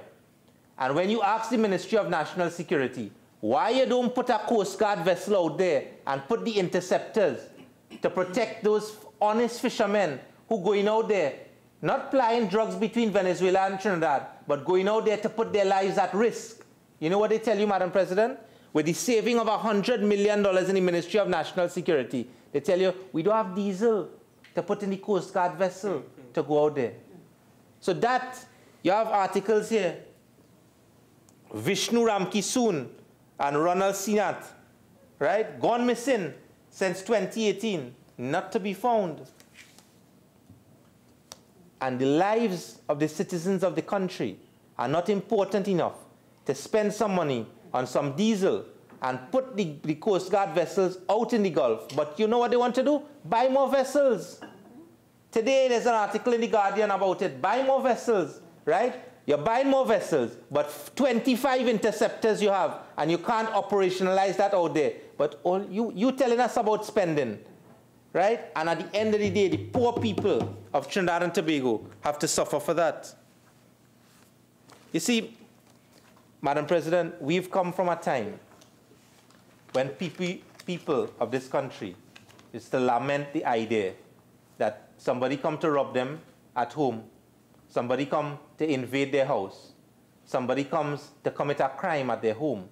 And when you call the police station, before 2010, you used to hear police officers telling you, we have no vehicle, right? We have no vehicle to come to your home.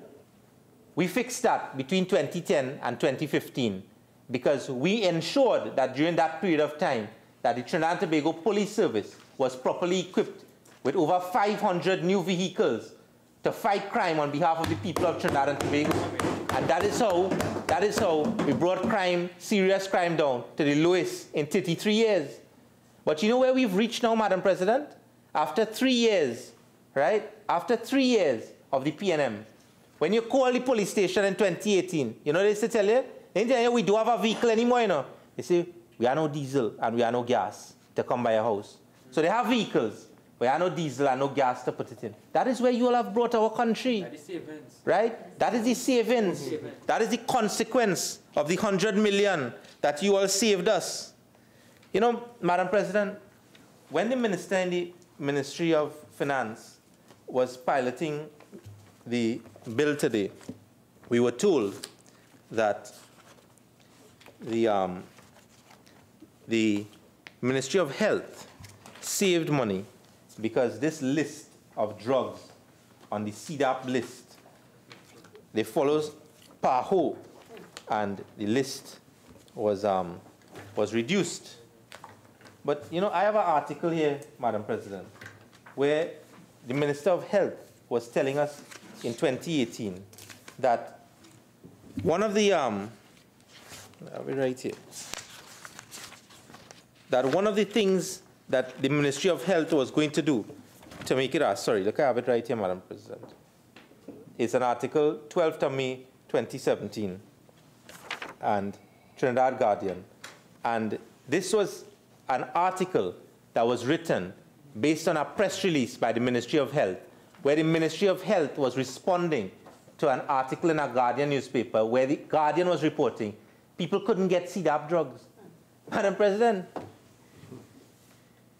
you really have to live in a bubble in this country to tell this country and expect this country to believe that all is well in the health sector and the supply of CDAP drugs over the past 3 years has been smooth and unhindered to the poor people of Trinidad and Tobago. I don't say so pejoratively, Madam President, but I don't think any of us in this chamber depend or are blessed or are put in a situation where we have to depend on CDAP drugs. I think everyone in this chamber will be able to access proper health care one way or the other. But you know, the CDAP drugs, Madam President, was a program that was designed to help the very poor. It was a program that was designed to help people who couldn't help themselves. And it was designed because it was a program that was designed to help people whose lives were at risk, who needed medication on a daily basis, who depended on the public health care system for their survival. It was a matter of life and death. And in 2017, the Minister of Health said that drugs would be added to the national formulary. He added that the national formulary would be revised to add needed drugs. What we are told today? What we are told today, Madam President? We are told that the list, the Minister of Health said we're going to add drugs to it. We are told today that the list moved from 730 to 580. That must be arithmetic P&M style too.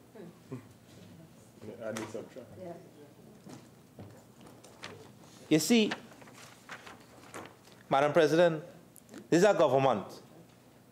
The experience that this country has had over the last 3.5 years is that this is a government that prides itself on not providing. They are a government that prides itself on depriving. That is what they are about. Because what have been the accomplishments that they have done? They have taken away the subsidy on gas. So you tell you, they're at yet, so 3 times we could raise that. That would help us. They deprive the fishermen of this country of regular. So 100 million saved, but no regular for the fishermen. Well, too bad for them, because you know what they could do? They could do like Tobago fishermen and run the engine on super. That's the answer to that. They have deprived more than 100,000 people of food cards. That's an accomplishment too. So they have deprived a large part of the population of proper health care, no CDAP medication. We've been told today that the waiting list, on the waiting list for surgery, there's been a $7 million decrease. Why? Savings, according to the PNM. There was an increase of surgical procedures undertaken at the public healthcare institutions. Can I be allowed, Madam President, to join my leader in the Senate, Senator Mark, in asking, how difficult would it have been for the government to tell us, well, how many are waiting now? Since you've done all of these operations in the public healthcare system, and all of these people have benefited, why didn't you tell us how much you did? And how much remains to be done? Has it increased or has it decreased? Well, I want to say, Madam President, that for the people who speak to the ordinary citizen every single day, and the people who read the newspaper on a daily basis, almost every single week in this country, there is an article on the newspaper where some citizen of this country is crying out for an operation. Some child has not gotten proper health care. Some child, some elderly person doesn't have the money to go to a private institution to be able to save their lives. Every single week you read it on the newspaper. And what the Ministry of Health is telling us is that they saved 7 million. Well, you know what we want to tell them to do, Madam President? Take that 7 million and spend it on the poor people of Trinidad and Tobago.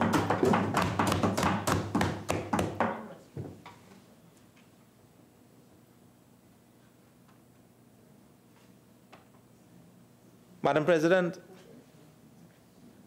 this issue about the treatment of nationals at institutions, this $20 million savings, in inverted commas, that the minister in the Ministry of Finance and the Minister of Health wishes the country to believe that there is some saving.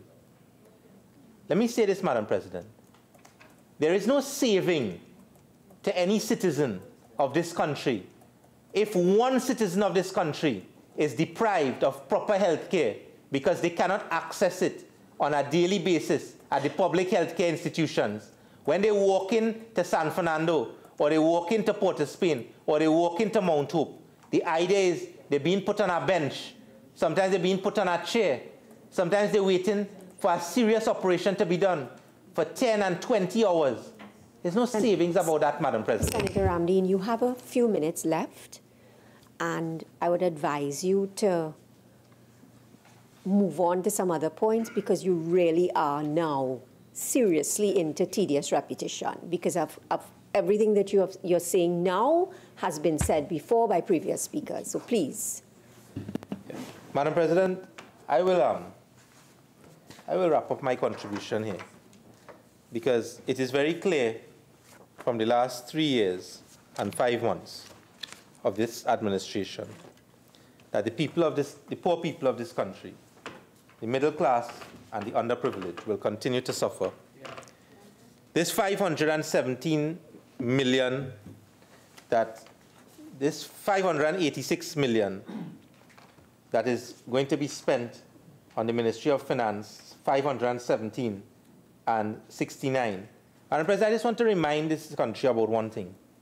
In the second budget, I raised in the midterm review, right here, that what this government was doing was breaching Section 46 of the Central Bank Act because of the increase that was being done to the overdraft. And right after that was made in the midterm review, the government brought legislation to do what? To increase the amount that could be used by the government under the Central Bank Act. And this government could talk as much as they want, Madam President, about 2010 to 2015. The people of this country are tired and they are weary. And what I want to say to this government is that they are testing the patience of the people. We are a people of this country, Madam President, that endure a lot. And the people of this country have endured a lot over the last 3.5 years. And it is time that this country returns to proper governance, where the priority of the administration in power are the people and the citizens of Trinidad and Tobago. It is time for us, Madam President. What this bill has demonstrated very clearly is that the PNM is really a representation of not the People's National Movement, but poor national management of our country. And it is about time,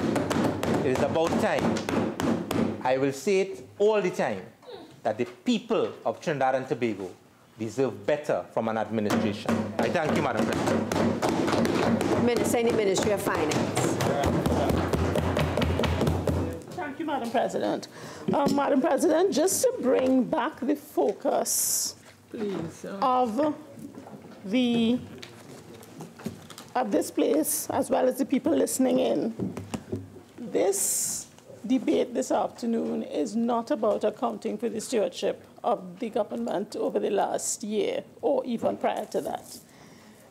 You will recall that we would have brought a budget and done a whole budget presentation. We would have brought a mid-year review to indicate and to get approval for what money we're spending and how we're spending it. What we are required to do at the end of the year is to indicate whether there were any variances on what Parliament agreed how Parliament agreed we should apply the funds that they gave us permission to spend, and that is what we're doing. We're saying to you today, there were some variances between what you approved and what we actually spent, and we are explaining what those variances are. There will come a time in the not-too-distant future where we will come again and give a stewardship of what we have done and how we are doing it and why we are doing it and so on. So That is the reason and the basis for this debate, notwithstanding the fact that my friends on the other side took it all over the place, so it was a budget debate. So let us deal with the specific issues raised by the speakers, Madam President. Senator Mark started off, and I will deal with this briefly because I think my colleague, Minister of Public Utilities, adequately dealt with the issue of Water and Sewage Authority adjustments. But Senator Mark mentioned on more than one occasion the issue of retrenchment of WASA contractors. And I would hate to see a headline in the newspaper tomorrow morning saying retrenchment at WASA. Because as Senator Mark, as a former practitioner in the labor field, would know, you do not retrench independent contractors. You engage them for a purpose, and when you no longer need them for that purpose, you don't engage them any further. And that is all that we have done. Anybody who builds a business model on the basis of an inefficient state organization needs to rethink their business model. I will say no more on that, Madam President. He moved on, and he was supported by a couple of his colleagues to the issue of the maxing out of the central bank account, seeking to contradict our comments that we met a maxed out central bank account, but we in turn have maxed it out. So let me give some of the figures supplied by the central bank. When the People's Partnership came into government on the 24th of May 2010, they met a credit in the central bank account of $6.5 billion. The account was in credit to that extent. When they demitted office on September 7, 2015, they left a deficit, a debit of overdraft of $8.047 billion. In addition to that, they left a significant number of checks written just before the general election that were cashed shortly after the change of government. So the overdraft went from 88.9% on September 7, 2015 to 97% within a week. That is what we met. In contrast, where we stand today under this government is that the current overdraft, which, as I said, started out when we came into office at $8.04 billion and rose significantly within a week of that. The current overdraft figure as of today is $8.981 billion, which represents 14.9%. So we are well shy of what we can borrow. So although we came to the House and sought an increase in the borrowings from 15% to 20% in order that we can manage our cash flow, and we would have from time to time gotten close to that, at the moment it's 14.9% of what we are allowed to borrow. The reason for the increase, the more significant reason for the increase in the interest payable over what was anticipated was, if you will recall, we had expected to secure the CLECO assets much earlier in the year than we actually did, and we expected the NIF to be issued and funds received in respect to that issue much earlier than it actually was. As a result of the delay in that process, we had to use central bank funds until we got those cleared up. So that was the most significant reason for the increase in the interest payable on that overdraft.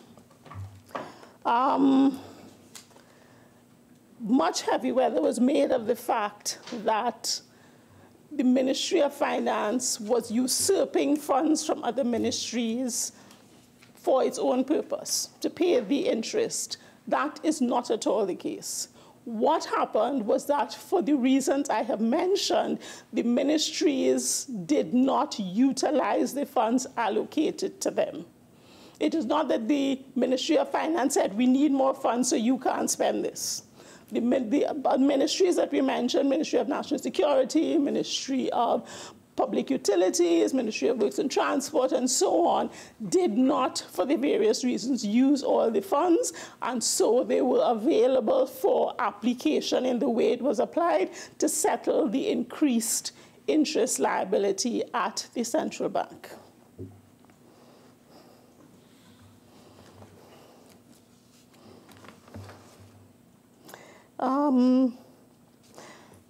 Senator Mark made some allegations about a preferential service provider in respect of the national security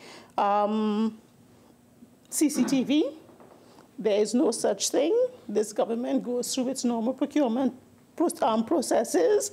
It is in the process of doing that, and as and when the preferred service provider is identified on the basis of ability to provide what we need and value for money, we will engage that person. In the interim, the coverage that we have was not compromised. We would have paid less based on other things, and I would suggest to you that you raise the question that you have to get a more specific answer from the Minister of National Security, who's currently out of the country, in respect of national security, but we have not during the period compromised the national security coverage that we had during the period that we have been operating on a month-to-month contract.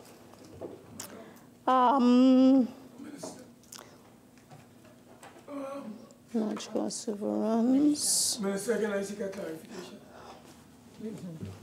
Can you explain to this Honorable Senate why the process for tendering was aborted for the same contract on 4 occasions? Senator Mark, that's an allegation that you have made that we have not established as fact, so I will not answer that question. I would suggest you put that to the substantive minister on his return.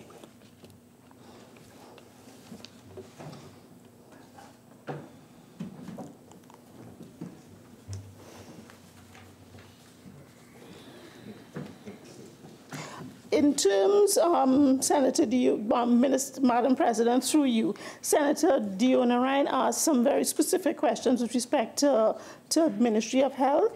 Before I go there, let me just state clearly that this, again, is not about boasting about savings. So when we don't spend as much as we should spend because we have not completed a project, it is not that we are boasting that we haven't completed a project. As I said earlier, we are reporting to you about how we spent what we were supposed to spend and how we didn't. There are areas that I think we need to give the relevant ministries credit for.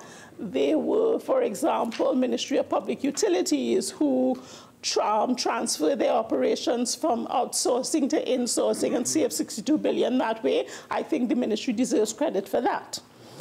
The Ministry of Health, that saved because they eliminated the distribution cost and went to PAHO to secure a more efficient and cheaper supply of drugs.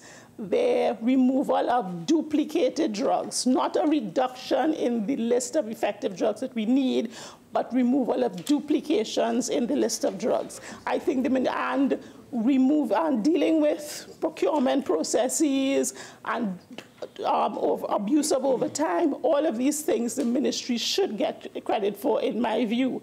However, where it is a situation where, for the various reasons that we outlined, we were not able to spend the money because we had to defer a project or something didn't materialize, it is not that we are saying that we saved. What we're saying is that we didn't spend the money in this period, and I remember specifically saying during my during my piloting that a lot of these costs would be rolled over into 2019, because we do appreciate that there are costs that need to be incurred to get us in the various ministries where we want to get to.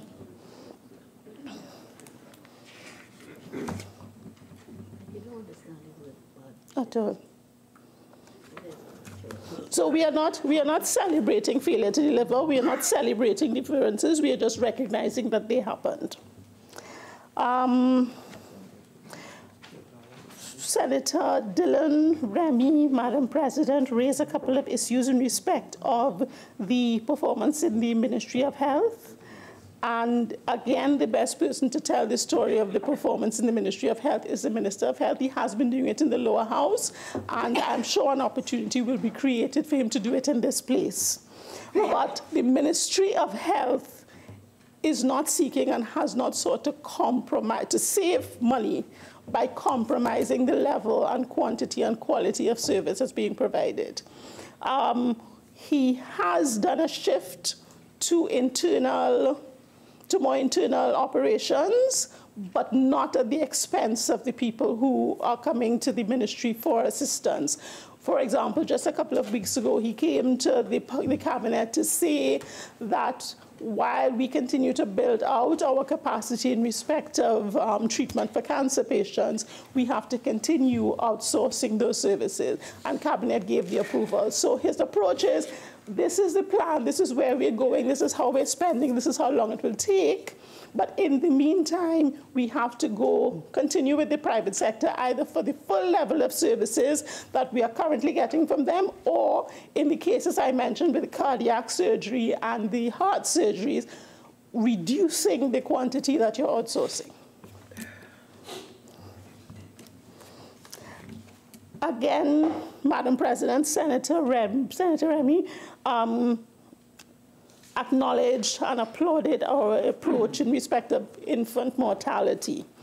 And the issue that she raised, which struck home with me, and I think it's important for us to make a comment on, was that she congratulated the current administration for not abandoning the study that was done prior to our coming into office. And I would reassure the senator that this is not the approach taken by the PNM. Any expenditure done of government funds by whichever government, we will not abandon. We look at it, determine whether it's still viable, determine whether it needs to be updated, and once it is, we proceed with it. So we are not about throwing out the baby with the bathwater. A complete, let me leave that alone.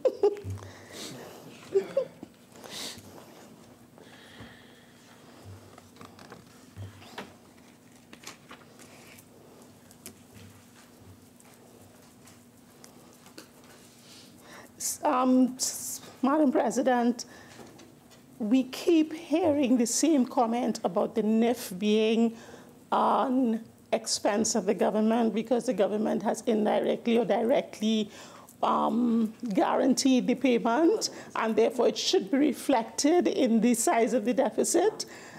And to start with, somebody who came out of banking should recognize that there's a double entry approach. So if you're recognizing the liability, you need to recognize the asset, which was not done.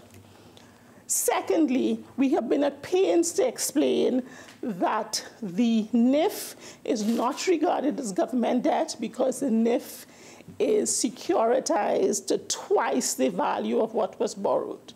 So although in theory the government is responsible for any liability in terms of government bonds issued, even though it is issued by a corporation owned by the government, because in effect there are sufficient assets to cover that liability, they are not recognized as government debt in our books because they are covered. So the government does not expect to have to bear any burden in respect of that, of the repayment of the NIF bonds.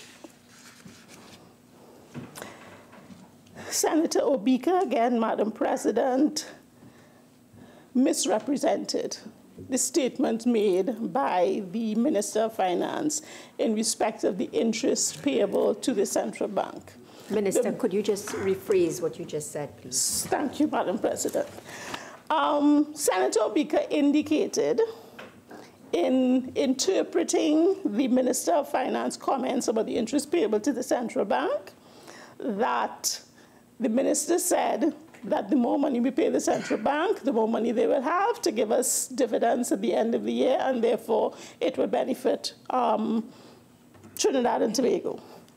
I listened to the minister's presentation, and what he indicated was that the investment of the central bank is being better managed, and therefore we are having a better return. Oh, I'm sorry, Madam President. I don't know what happened there. Apologies. We are getting a better return from the central bank because of its investments, and therefore he was giving that as the other side of the picture in respect of the increased expense paid to the central bank. He was not by any means encouraging the government to keep paying high interest to the central bank. And that is reflected in a report I have from the central bank, which shows the return on investment and therefore the income received by the government from the central bank. In 2015, the profit paid to government from the central bank was $700,000 based on the investment and other earnings. I have the figures throughout, but in 2018, there's been a steady increase in that. By 2018, the amount received from the central bank as a distribution on profits is $1.471 billion. And that is what the minister was saying, that yes, we're paying more in interest, but we are also managing the central bank so that its return on investment is better, which we benefit from. So let us look at the whole picture. That is all the minister was saying.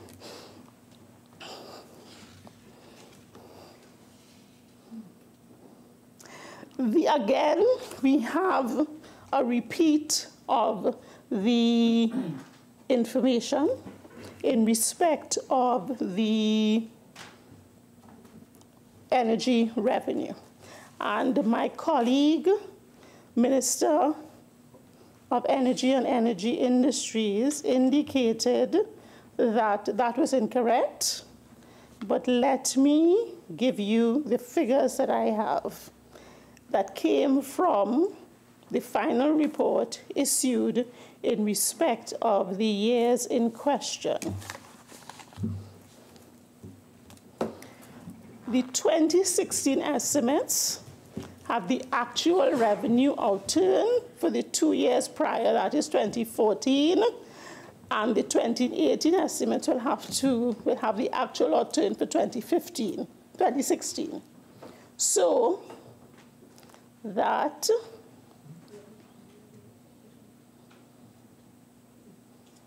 the actual income from taxes on oil companies in 2014 was $16.97 billion, essentially $17 billion. The revenue received under that same head in 2016 was $1.04 billion, a reduction of $15.9 billion in revenue from taxes on oil. If you add royalties to that, which is the main component of the item missing between taxes from the energy sector and revenue from the energy sector, you have the royalties received in 2014 was $2.4 billion. In 2016, it was $0.5 billion, so $500 million. So when you take the global figure, you will see a drop in revenue from energy companies from $19.37 billion in 2014 to $1.578 billion in 2016. These are the final figures, not the estimate of what was projected and is being focused on by the other side. You may recall that in my first budget debate, which was 2017, we had to explain a $7 billion reduction in the actual revenue versus revenue projected, and that may explain the $8 billion that the other side keeps quoting. But these are the figures that were actually received in the relevant years.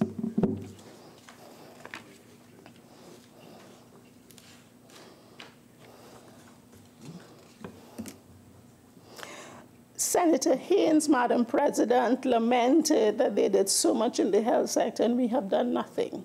Let me remind Senator Haynes that the Point Fortin Hospital is almost done, that the Arima Hospital is well on its way, that the Couva Hospital has been a founder service provider, and that is being negotiated and built out, that very recently, she said we haven't opened a health facility. I don't know if she doesn't read the papers, but a week or two ago, the Minister of Health actually cut the ribbon for the Sangre Grande Health Center. So we are doing things. It is just that, as I said, this is not the purpose of this debate is not accounting for our stewardship, which is why we didn't focus on those things. I'm merely seeking to respond to some of the specific allegations raised.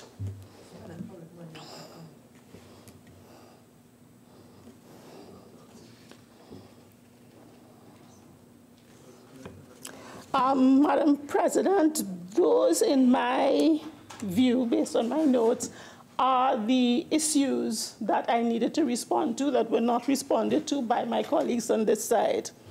As I said, this is about indicating where we have varied from the allocations and appropriations that were approved, indicate what was changed, why it was changed, how the money was spent, in the circumstances in which money was not spent. This is what we have done, Madam President. We have outlined this situation to you.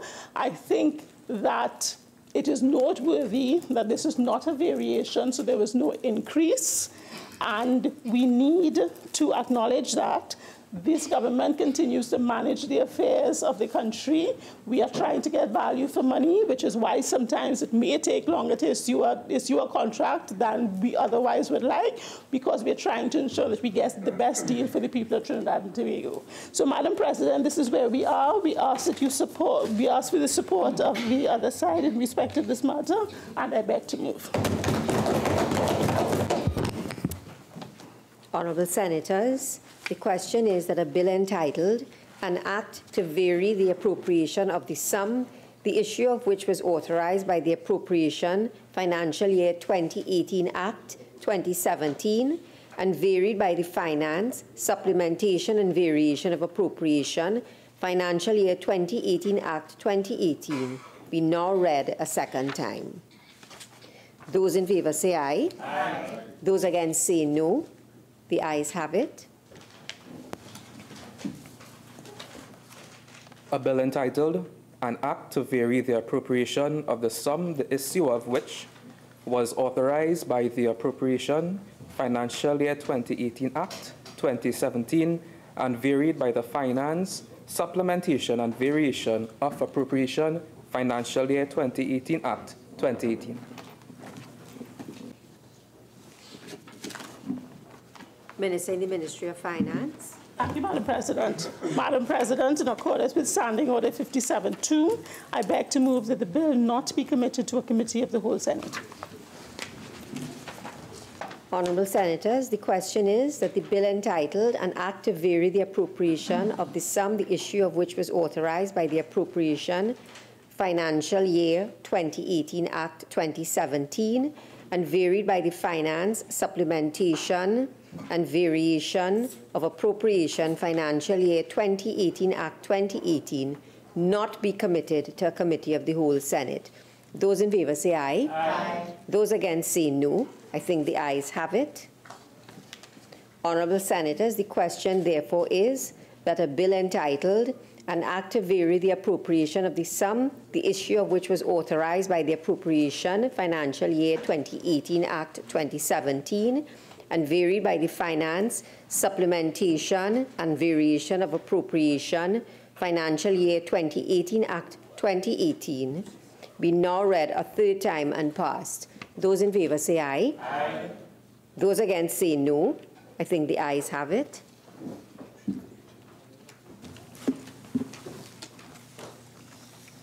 A bill entitled, An Act to Vary the Appropriation of the Sum, the issue of which was authorized by the Appropriation Financial Year 2018 Act 2017 and varied by the Finance, Supplementation and Variation of Appropriation Financial Year 2018 Act 2018. Leader of Government Business. Thank you very much, Madam President. Madam President, I beg to move that the Senate do now adjourn to Tuesday, January 22nd, that's tomorrow, 2019, at 1:30 p.m. And we will be doing the private members' motion number 1, which is the motion on Petrotrin. We'll continue debate on that motion. Honourable Senators, before I put the question on the adjournment, leave has been granted for 2 matters to be raised. Senator Mark. Thank you. And thank you, Madam President. Madam President, Trinidad and Tobago was the first English-speaking Caribbean country to enact comprehensive collective labor legislation to manage the employment relationship between management and trade unions. However, it has not yet enacted comprehensive employment rights or standards legislation in support of its collective labor law framework. Madam President, under the International Labour Organization's Conventions on Freedom of Association, number 87 of 1948, and the right to organize and to collective bargaining, Convention number 98 of 1949, workers enjoy the right to join and form trade unions of their choice to represent their collective interests through the collective bargaining process, and thereby arriving at collective agreements which would reflect their terms and conditions of employment, as well as other critical procedures for example, grievance and grievance handling. However, Madam President, the process at arriving at this collective bargaining process requires recognition and certification. This process of recognition and certification is conducted by a body called the Registration, Recognition, and Certification Board. However, the process is extremely and painfully bureaucratic and may take an average of maybe a year, sometimes beyond a year, to have certificates issued to trade unions. Madam President, in fact, I know of 2 cases where it took 6 years for a union to gain its certificate of recognition, only to be tossed out by the courts of Trinidad and Tobago on a point of law. And in the second instance, it took a trade union, the OWTU, 10 years to become the legally recognized union for Amoco BP before they too were stopped by that transnational body. So, Madam President, what the experience is telling us in Trinidad and Tobago is that we need to promote a simpler process of recognition to speed up the rights enjoyed by workers, not only under the Constitution, but given our signatory as a member of the International Labour Organization, and our recognition and almost signing off on two very important conventions, 87 and 98, respectively. Madam President,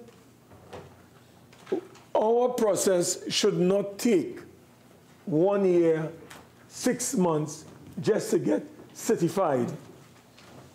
We should have a process that could be concluded as quickly as possible and no more than 6 months, Madam President. It should not take more than 6 months for a union to be recognized. Once it satisfies certain procedural matters or, let's say, arrangements. For example, Madam President, the union must command more than 50% of the members in the bargaining unit in order to be recognized. And that should be obvious, and that is what I think is in the law to some extent. Madam President, the Minister of Labour, the Honourable Minister of Labour, has taken a considerable period of time to get to this point of what is, what I like to describe as the amendment, revision of the Industrial Relations Act.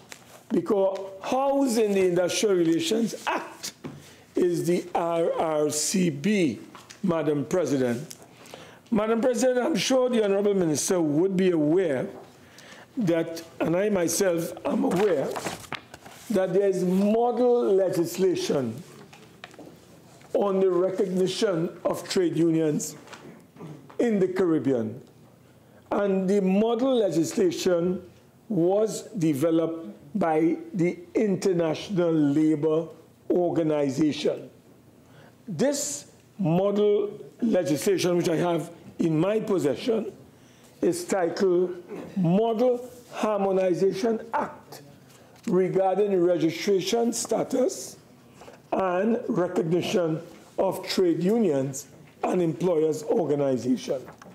And, Madam President, this is a very, I would say, advanced and relatively progressive approach to dealing with this matter of trade union recognition in Trinidad and Tobago.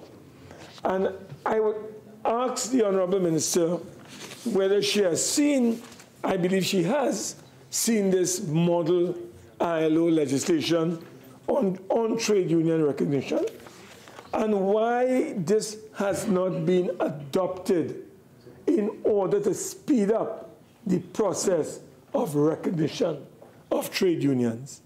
It takes too long, Madam President, for trade unions to be recognized in this country. I believe that the organized labor force, in terms of trade union representation, is just under 20%. And we have a labor force of close to 638 or 39,000 people. And less than 20% of organized labor is captured in that 640,000 workforce. And it has to do with the fact, Madam President, that the procedure is too difficult and too challenging. And sometimes it does not support the easy recognition process. Senator Mark, you have 1 more minute. That is required. Now, in Grenada, after the revolution in 1979, the process was simplified, where you just go to a place, Madam President, and once you have 50 plus, a poll is conducted, and once the numbers are recognized, you issue the certificate of recognition to the trade union movement, or the trade union. So I'm calling on the Minister of Labour to really adopt a speedy mechanism to bring about, Madam President, this situation, bring about a situation rather, where it does not take that length of time to bring about trade union certification. There is model legislation available. It is in my possession. The minister is aware of it, and I want to ask the minister to look at it and see to what extent this thing could be addressed speedily. I thank you very much, Madam President. Minister of Labour and Small Enterprises.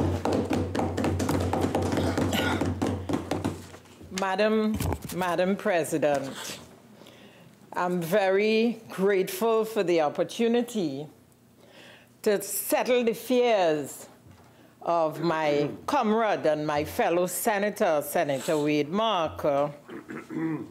While I don't disagree in essence with some of the points he has raised, it seems as though, Madam President, so much expectation lies on the shoulders of this Minister of Labour.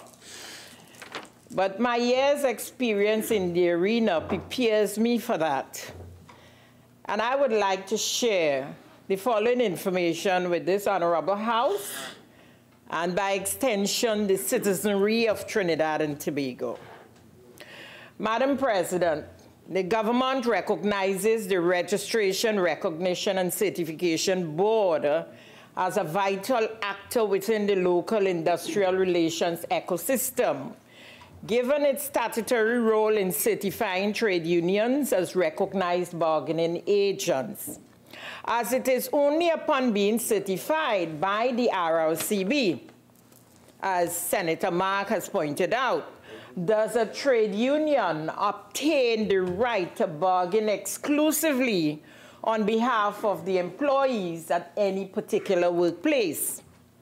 Madam President, government's official policy framework articulates its commitment to a comprehensive review in consultation with the trade union movement of all labor legislation.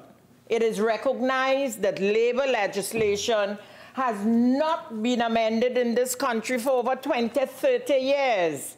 And I would resist the temptation to remind my friend that he had a lot of time in changing the legislation.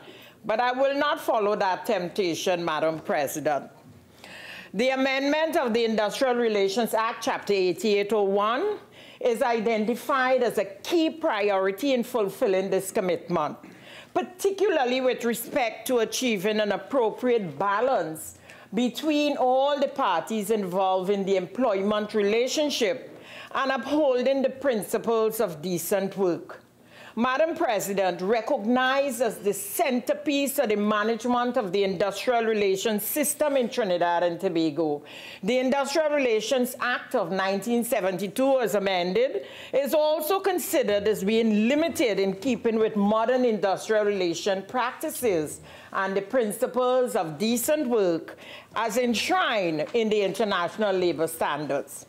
Madam President, my colleague, a very short while ago, Senator the Honorable Allyson West, in responding to the recently debated variation bill, gave the assurance to a fellow senator that this government, in coming into office, will not throw the baby out with the bathwater. Any project that we have met, we will review to determine the sustainability of those projects. Likewise, Madam President, when I was honored with the privilege of leading the Ministry of Labour and Small Enterprise Development, upon assuming office, the last Industrial Relations Advisory Committee appointed under the previous minister, a fellow comrade in the trade union movement, former Minister of Labour, Errol MacLeod, appointed an Industrial Relations Advisory Committee chaired by Dr. Hyacinth Guy. When I assumed office, I met a report of that committee dated 2014 that was never implemented by the very administration. And when I read that report, it made absolutely perfect sense. The recommendations were highly commendable. And as a consequence,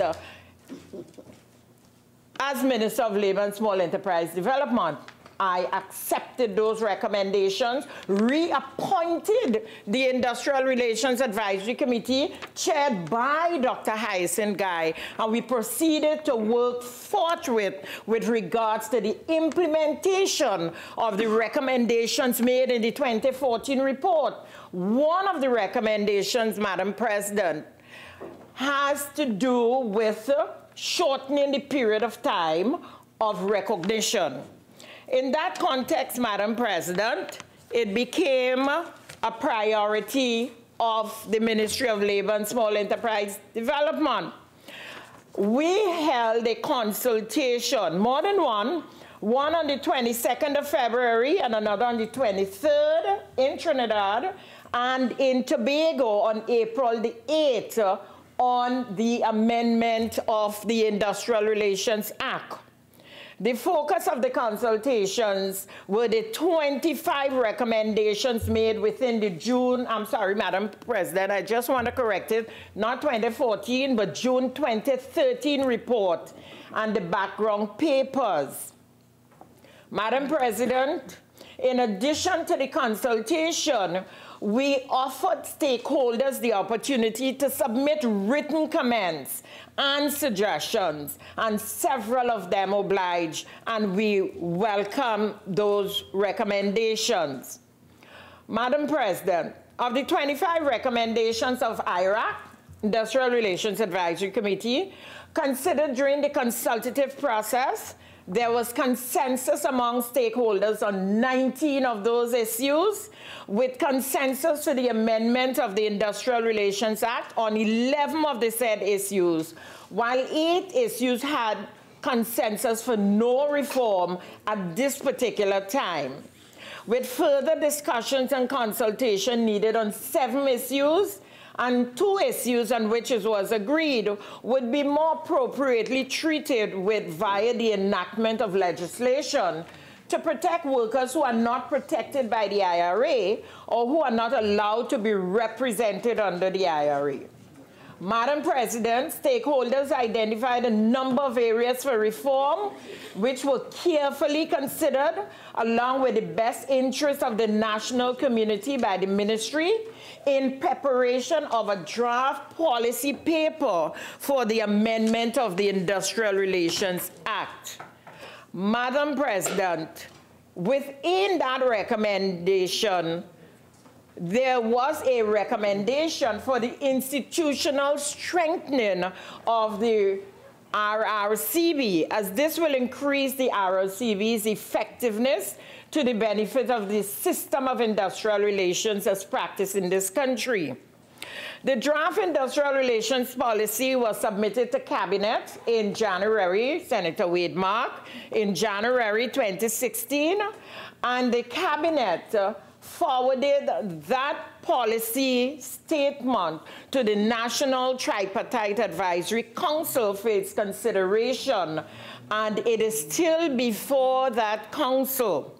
One of the objectives of the said policy is the amendment to the Industrial Relations Act to treat with the following.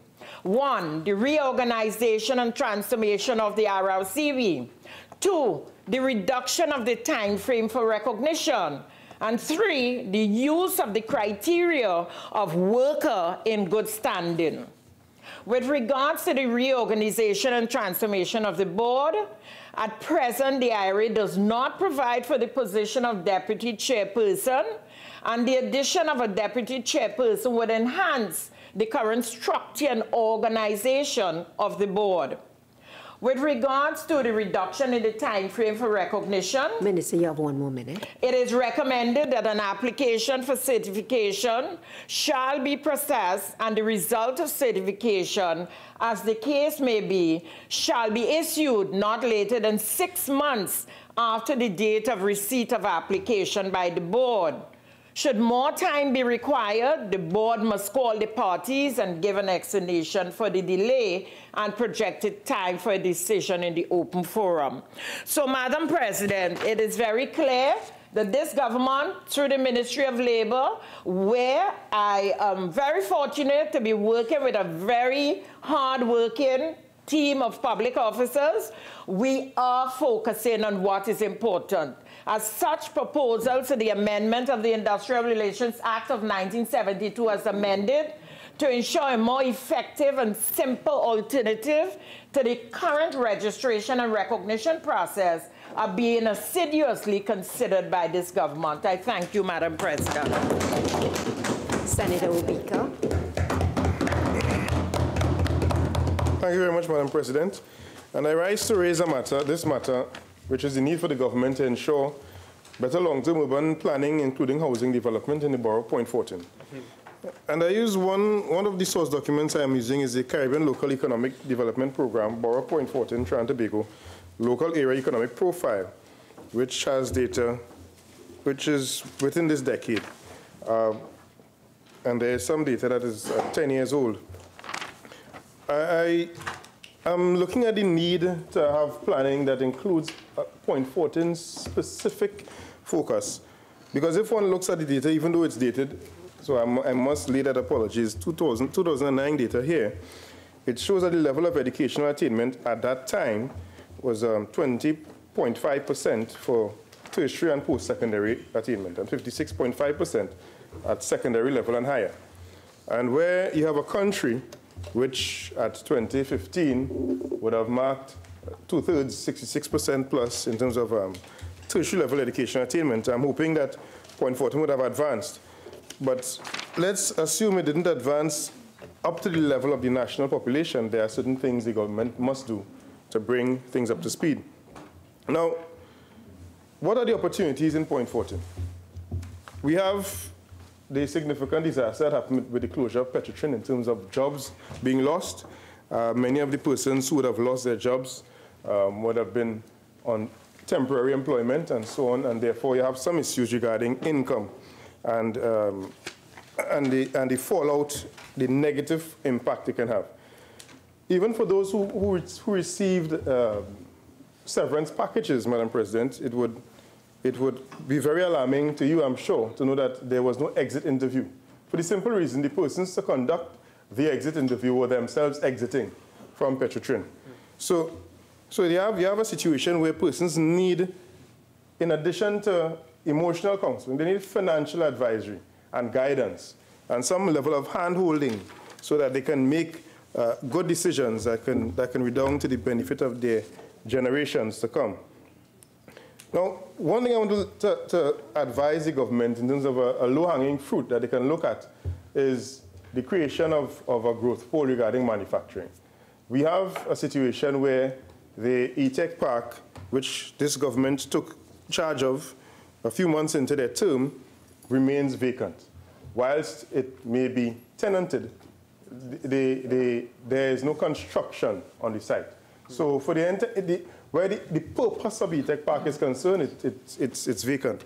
So the government want to look at that and probably look at more stringent penalties for businesses that don't utilize their leases, bring the term of the lease in terms of operationalization forward so that they can't have the lands there idle on a speculative basis. So it gives them an impetus to really invest. Or maybe look at the incentives that they have and possibly looking at creation of a shell, a manufacturing shell, where it serves as a business incubator for persons from Point Fortin. There's a gap also in terms of SME development.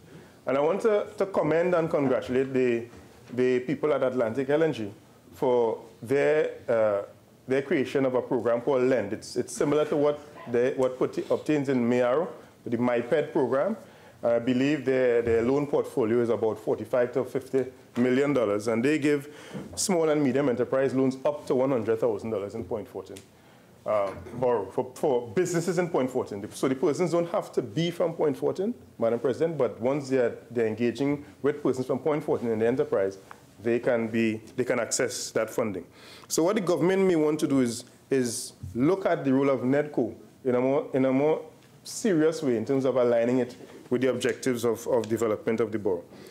There's a point I want to raise regarding, an economy of an area when it's considered to be strong. And I want to posit that if the jobs engaged is greater than the labor force that is domiciled in the area, that is a strong economy. Port of Spain is a strong economy. San Fernando, Chaguanas are strong economies because the jobs that are available in these cities and borough, in the case of Chaguanas, it exceeds the labor force that resides there. All right, I'm saying that without data to support it, but I think we can agree that is the case. But in Point Fortin, that is not the case, especially when it pertains to jobs at a higher level of skill, and because there are not many companies with significant operations in Point Fortin, neither state enterprises. So you find that the jobs that are available are low-level jobs, so there's not much incentive to stay. And then it comes to the situation of the road. I think it would be good for the government at some point in time to articulate when the highway should reach the Point Fortin, because the situation with the road is very bad, and it also serves as a significant disincentive for someone to locate their family in Point Fortin. I'll give an example of someone who is a manager at the central bank, not naming the person, who rarely does human service, waking up, and she doesn't see a house in the daylight because she chose to live in Point Fortin, where she's from. And many persons really don't want to endure that because it reduces your quality of life and your ability to enjoy time with your family. So we want to look at articulating these things and letting the public know when in fact the highway should reach the Point Fortin, given that that was a commitment when they entered the halls of government. There's also an opportunity for the government to provide incentives. Places like Point Fortin and Princestown, Arima, Sangre Grande, Arima to a lesser extent, Sangre Grande, these places are on the extremities of the economic center. Whilst Point Fortin may provide a lot of the revenues for the state, in terms of job creation, it doesn't exist in a desirable way. So the government may want to look at incentives for companies that have their significant high-level operations headquartered in places like a Point Fortin or Sangre Grande, so that you may find entrepreneurs making the decision to go there to take advantage of these incentives. Madam President, could I ask how much more time I have left? 3 minutes. Thank you very much. So I want to recap that by saying the government has opportunities in Point Fortin in that they can look at the E-Tech Park and recognize that whilst the E-Tech Parks in Trinity, for example, and Chaguanas might be well subscribed because of the location close to ports of entry, whether it be the airport or the seaport, close to large urban centers and skill bases, the places, E-Tech Parks and places like Point Fortin may be considered to be more remote, and the level of incentives may have to be adjusted upward to attract businessmen to spend their money in those places. The other opportunity would be to articulate clearly when the borough of Point Fortin will be connected to the rest of Trinidad by virtue of the highway being complete. And that may allow businessmen who are thinking about investing in the E-Tech Park to make that decision. Also, the government could provide incentives for such businessmen who decide to locate their businesses in Point Fortin so that they can make that decision. And I thank you very much. Minister of Agriculture, Land and Fisheries. Madam President, thank you for the opportunity to respond on behalf of the government to this motion. Madam President, I planned by opening with an apology to you in advance. I've been fighting this cough, and I anticipated that it would come in the next few minutes. But I do expect to be long, Madam President, so I am not going to apologize. The reality is, Madam President, my friend has not used the expression long-term urban planning anywhere in his contribution. And I thought, Madam President, this was an underarm ball, because we've just gotten out of the Planning and Facilitation of Development Bill, where I thought I was explicit in saying the improvement of that 2014 Act by our amendment, together with the work that is coming your way in local government reform, will facilitate the very long-term urban planning that my colleague should have been speaking about. Because I can't, even at the stretching my imagination, which is impaired by the medication, I can't link urban planning to job losses. I can't link it to the non-Petrotrin not having the exit interviews. I'm trying. The financial advisory services to the employees, the e-tech park. I would think that in urban planning will lead to an e-tech park. And the fact that you have an e-tech park tells me that somebody has been following, because, Madam President, in 2009, the government produced a spatial development plan for e-tech for Point Fortin. And perhaps you're not aware of my ties to Point Fortin, Senator Obika. But my ties to St. Fortin takes me to Point Fortin many, many times a year. I have to go see my in-laws. So I am well aware of what is happening in Point Fortin. And business incubators and SME development, MIPED, I'm happy for the recognition to my community and to BP. And in fact, BP is celebrating a major anniversary of MIPED on Saturday. NEDCO. I'm trying to draw the link, Madam President. My cough is gone.